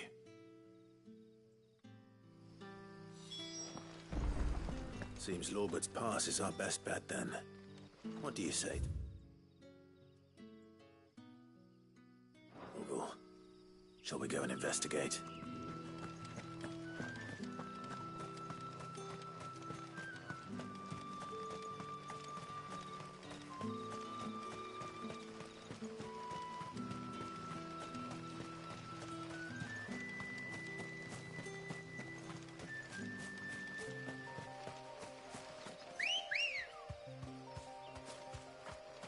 Let's go.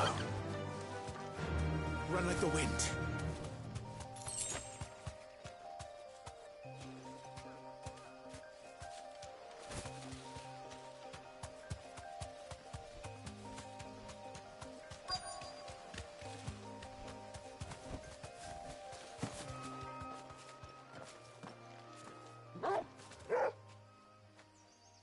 You there. Fuck! He's seen us. Get them before they escape! Black shields. Here. What the hell are you doing here? What is it to you? Not that we give a damn. All that matters to us is that you don't leave here alive.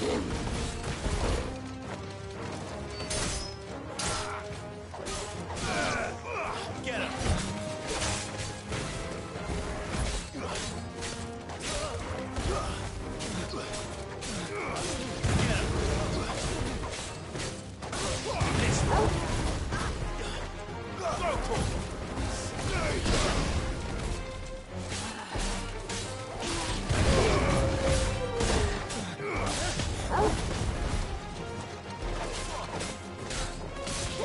This one.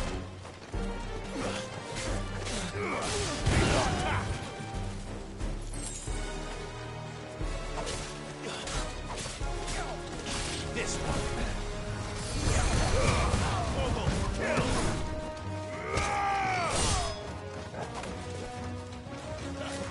Get him.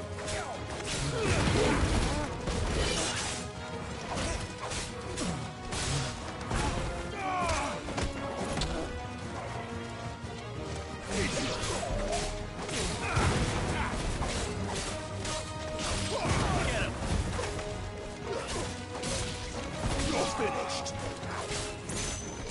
Sick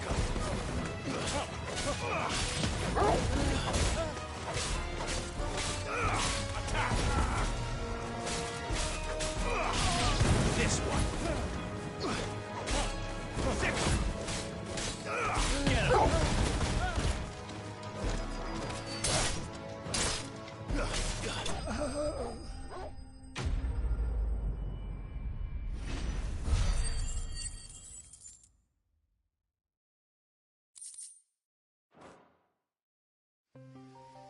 Why were they here? Were they planning an attack on Lost Wing? I need to warn Quentin.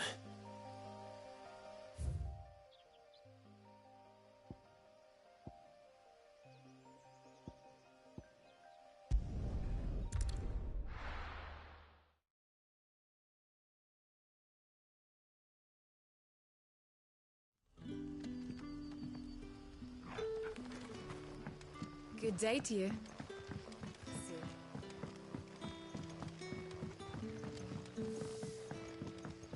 The crystals we got on the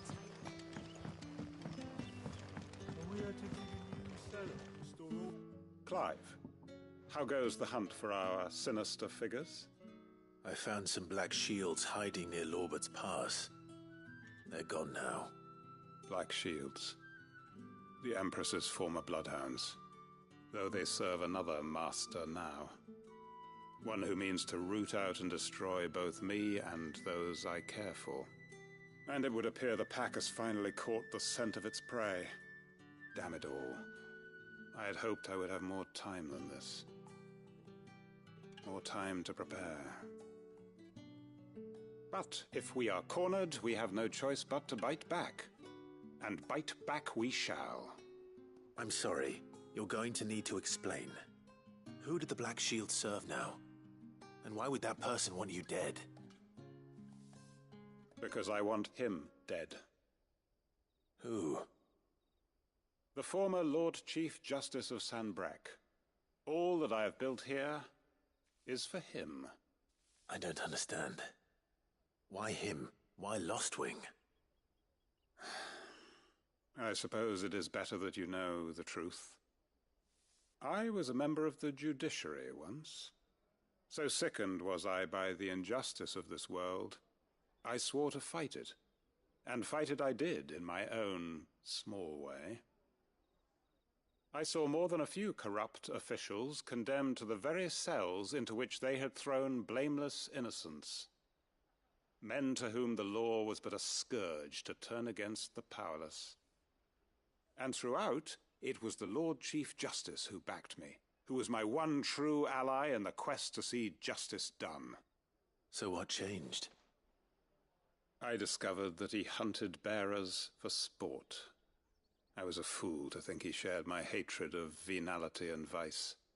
His support for me was no more than a facade, a means of ridding himself of his rivals, a mask to hide the rot beneath. I filed suit against him immediately. His response, however, was rather more visceral. He had my entire family slaughtered, and he faced no punishment whatsoever. I lost everything. My loved ones, my livelihood, my position, the faith I had once held that any modicum of justice might be achieved through the courts. So I set about enacting my own. I tracked down every soul who served him, and slit their throats myself. But the man himself proved an altogether more difficult target. With money and power come protection. And so I saw that I would need an army of my own.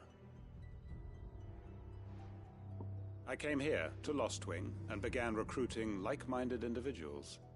And everyone here knows this is why you do what you do. Of course. They too have lost loved ones to the bearer hunts. Seen faultless friends sent to the gallows to spare the guilty. All under the watchful eye of the Lord Chief Justice. Our wounds are the same. And our cause is the same. We are comrades. And our revenge is already in motion. We know where he hides, how numerous and well-trained his guard. What we did not know until now, however, was that his plans may already be in motion too. Quentin. Our time is short. He may move against us at any moment, unless we move against him first. My friends and comrades, it begins. Make ready for war.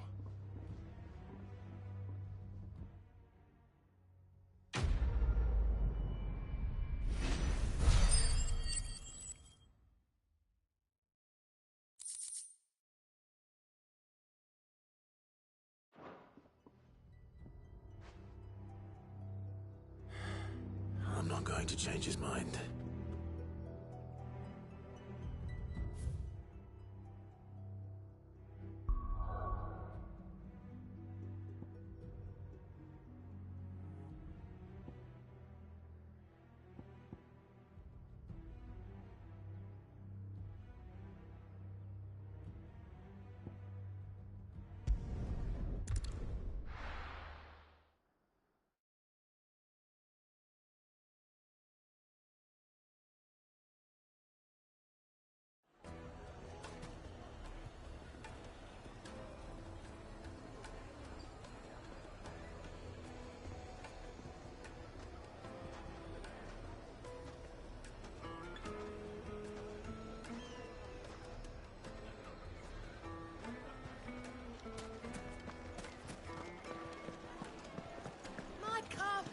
The most fragrant herbs and spices. There'll be no one to man the ship. Gone, just like that. And without so much as a by your leave. What's the matter? It's my apprentice. He up and vanished while my back was turned. I'd go and look for him myself, but I've got a bakery to run. A bakery that's now short one pair of hands. Loath though I am to rely on the kindness of strangers, I'm at a loss. Please, will you see if you can find him?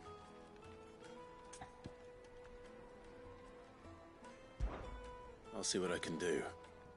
Do you know where he might have gone? I wouldn't be surprised if he was off somewhere mooning at Drake's Fang.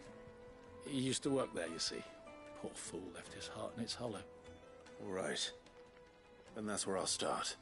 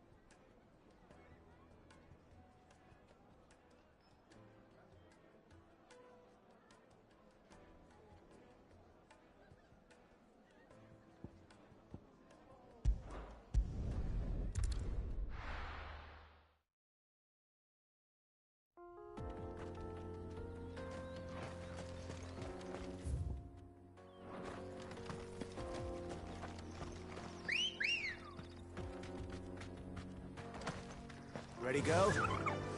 Faster!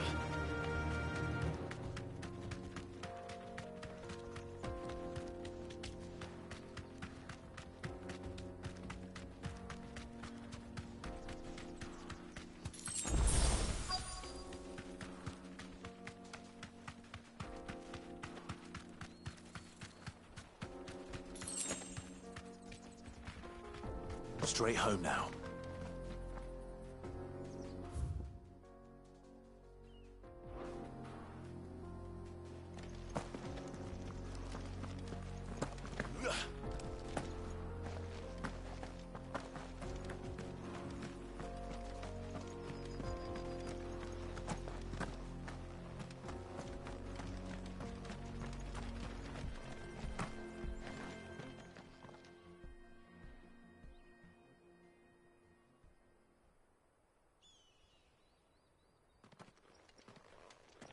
Excuse me.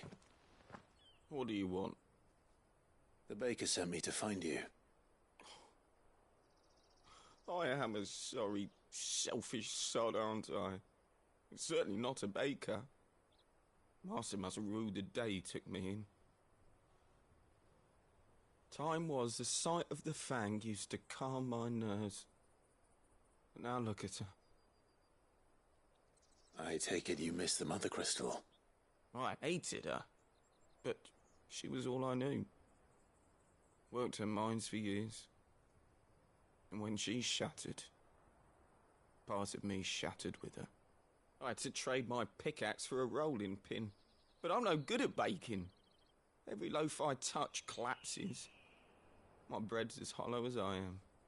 She was the only thing that could fill the hole inside me. Oh, I loved her, damn it. But now she's gone. She's never coming back. What am I supposed to do? I ask her. How does a shell of a man learn to live again?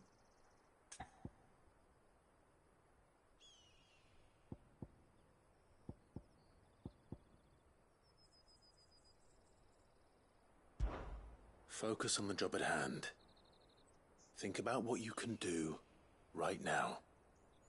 What use is proofing loaves when... Wait. Perhaps the solution has been in the bakery all along. You've opened my eyes. Thank you, friend, and fare thee well. Wait.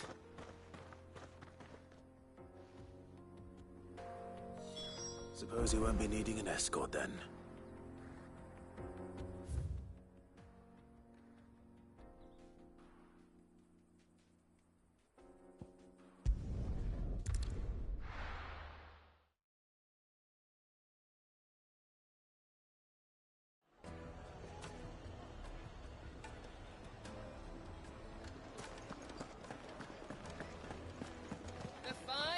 The most fragrant herbs and spices from... Ah, there you are. The man who lit a fire under my wayward apprentice. Though I worry you might have stoked the flames a little too high. He damn near ran me down trying to get to my oven. Master, it's ready. Behold the Drake's Balm. A truly unique creation. I dare say it is. Just look at it. A perfect likeness of the Fang herself. Her steepled peaks, her fulsome spurs, her inviting hollow. True, my loaves collapse more often than not, but what's the Fang without her crater? Why, no Fang at all. And look, inside. She's filled to bursting with a bounty of beautiful crystals. Salt crystals! Master, I have found my purpose. I must use my work here to preserve the memory of the Fang. Well, if it tastes half as unique as it looks, I'd certainly say you're onto something. Not only is my apprentice back, but he's finally pulling his weight. With any luck, I might even have a new delicacy on my hands. I don't know how you did it, but you have my thanks.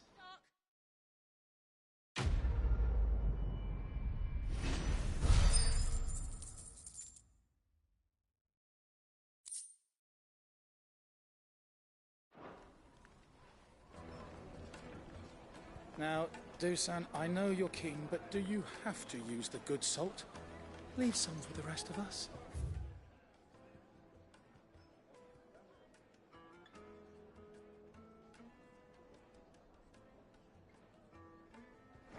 Sorry, Master. I'll go and get some more later. It would make a fine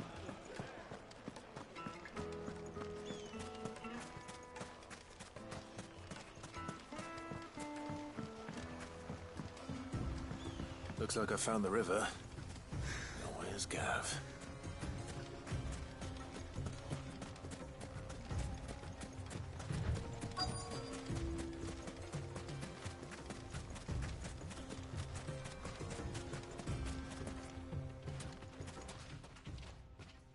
Sorry to keep you, Gav. Better late than never. I've had a quick scout about, and I reckon round here's our best bet if we want to grab as much of this Stardust stuff as we can. Don't know what Blackthorn's planning to do with it, though. I asked over in Dalamil, and they seem to think it was worthless. But if Stardust is what Blackthorn wants, Stardust is what he'll get. There's plenty of this stuff lying about, just begging to be bagged. Then let's get bagging, shall we? We shall. Race ya.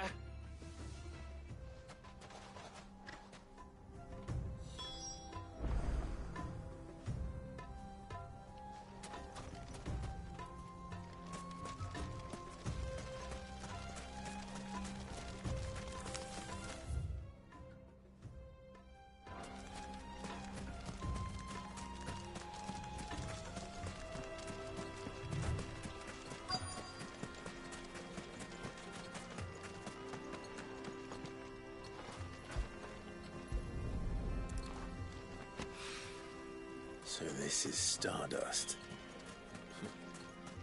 You just looked like black sand to me.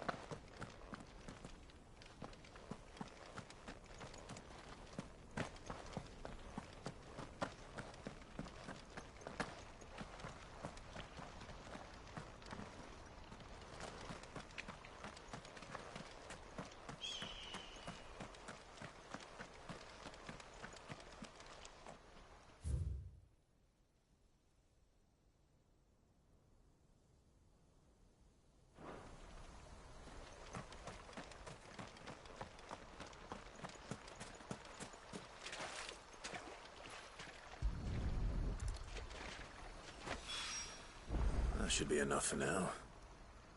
Let's see how Gav's getting on.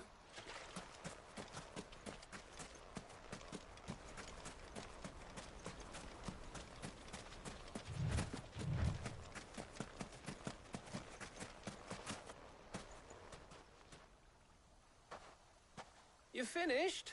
How much did you get? Enough. I hope.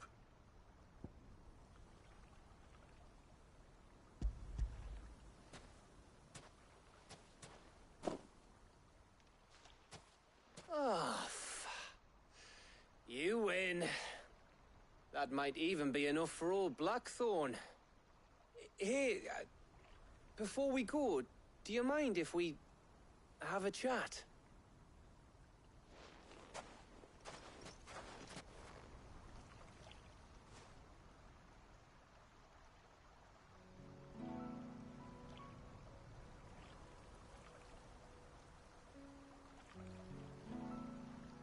Feels like ages since we had the chance to talk. You know, man to man like. It does, doesn't it?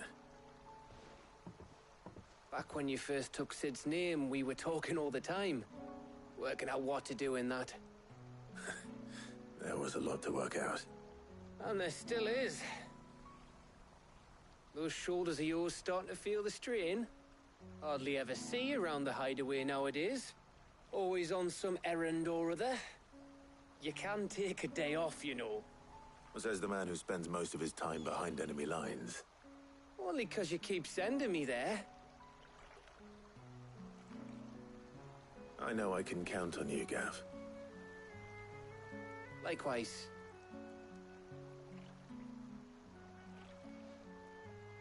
So you keep sending me wherever you need to, and I'll keep going. Safe in the knowledge that I have a home to come back to.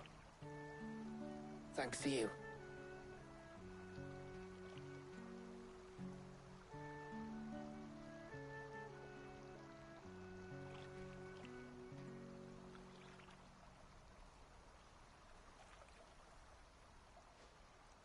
Right.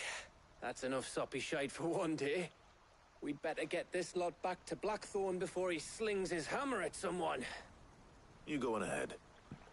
And try to get some rest once you're there. Oh, I plan to. Believe you me.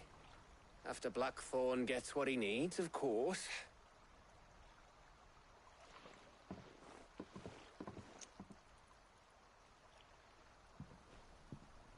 Right. Ready to go home, boy?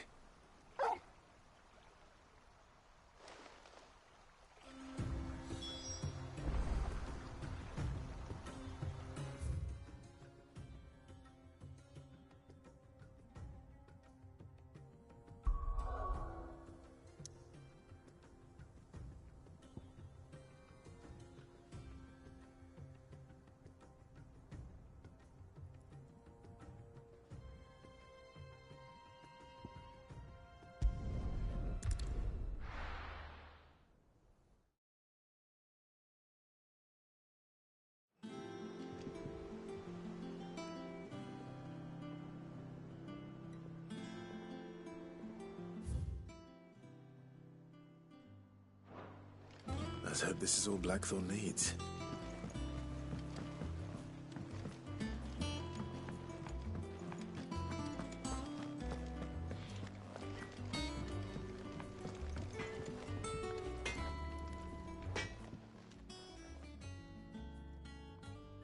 Blackthorn, got everything you need?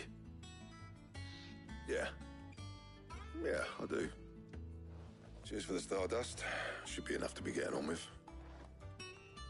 We should go out on maneuvers together more often. You know, it beats sneaking around on your Todd all the time. I'll make a start on putting this thermal plating together then. It'll take some time, mind. So if you've got other things to be getting on with, I could do without you breathing down my neck. Thank you, Blackthorn. I'll let Mid know construction's underway.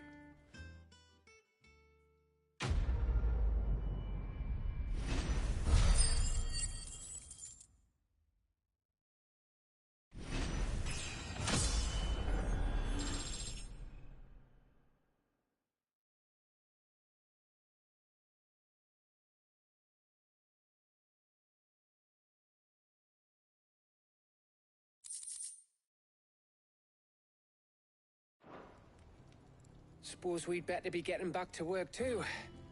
Give us a shout if you need anything.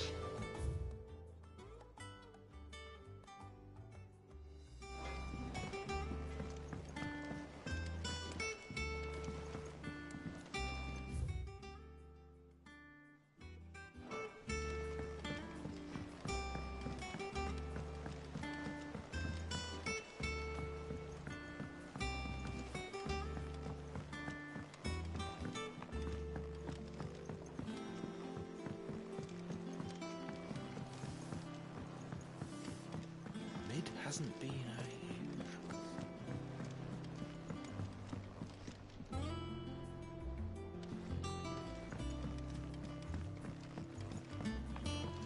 Editors started reading books that don't have any pictures in.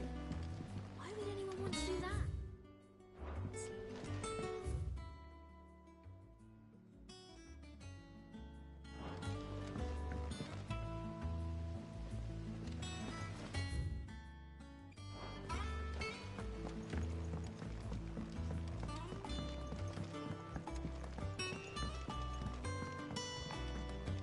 If I don't come up with something soon. You'll be pleased to hear that Blackthorn started work on the plating. Excellent. 1 down, 2 to go. So, what's next? The helm, of course. For this, we'll be repurposing fallen scrap. Salvage from the ruins? I thought that material was all but impossible to work. Ah, but we don't have to. I'm sorry. Just so happens there's one particular ruin that's broken into exactly the right shape and size pieces for what we need. What's the name back there? I'll give you all the details. What's her name? Right.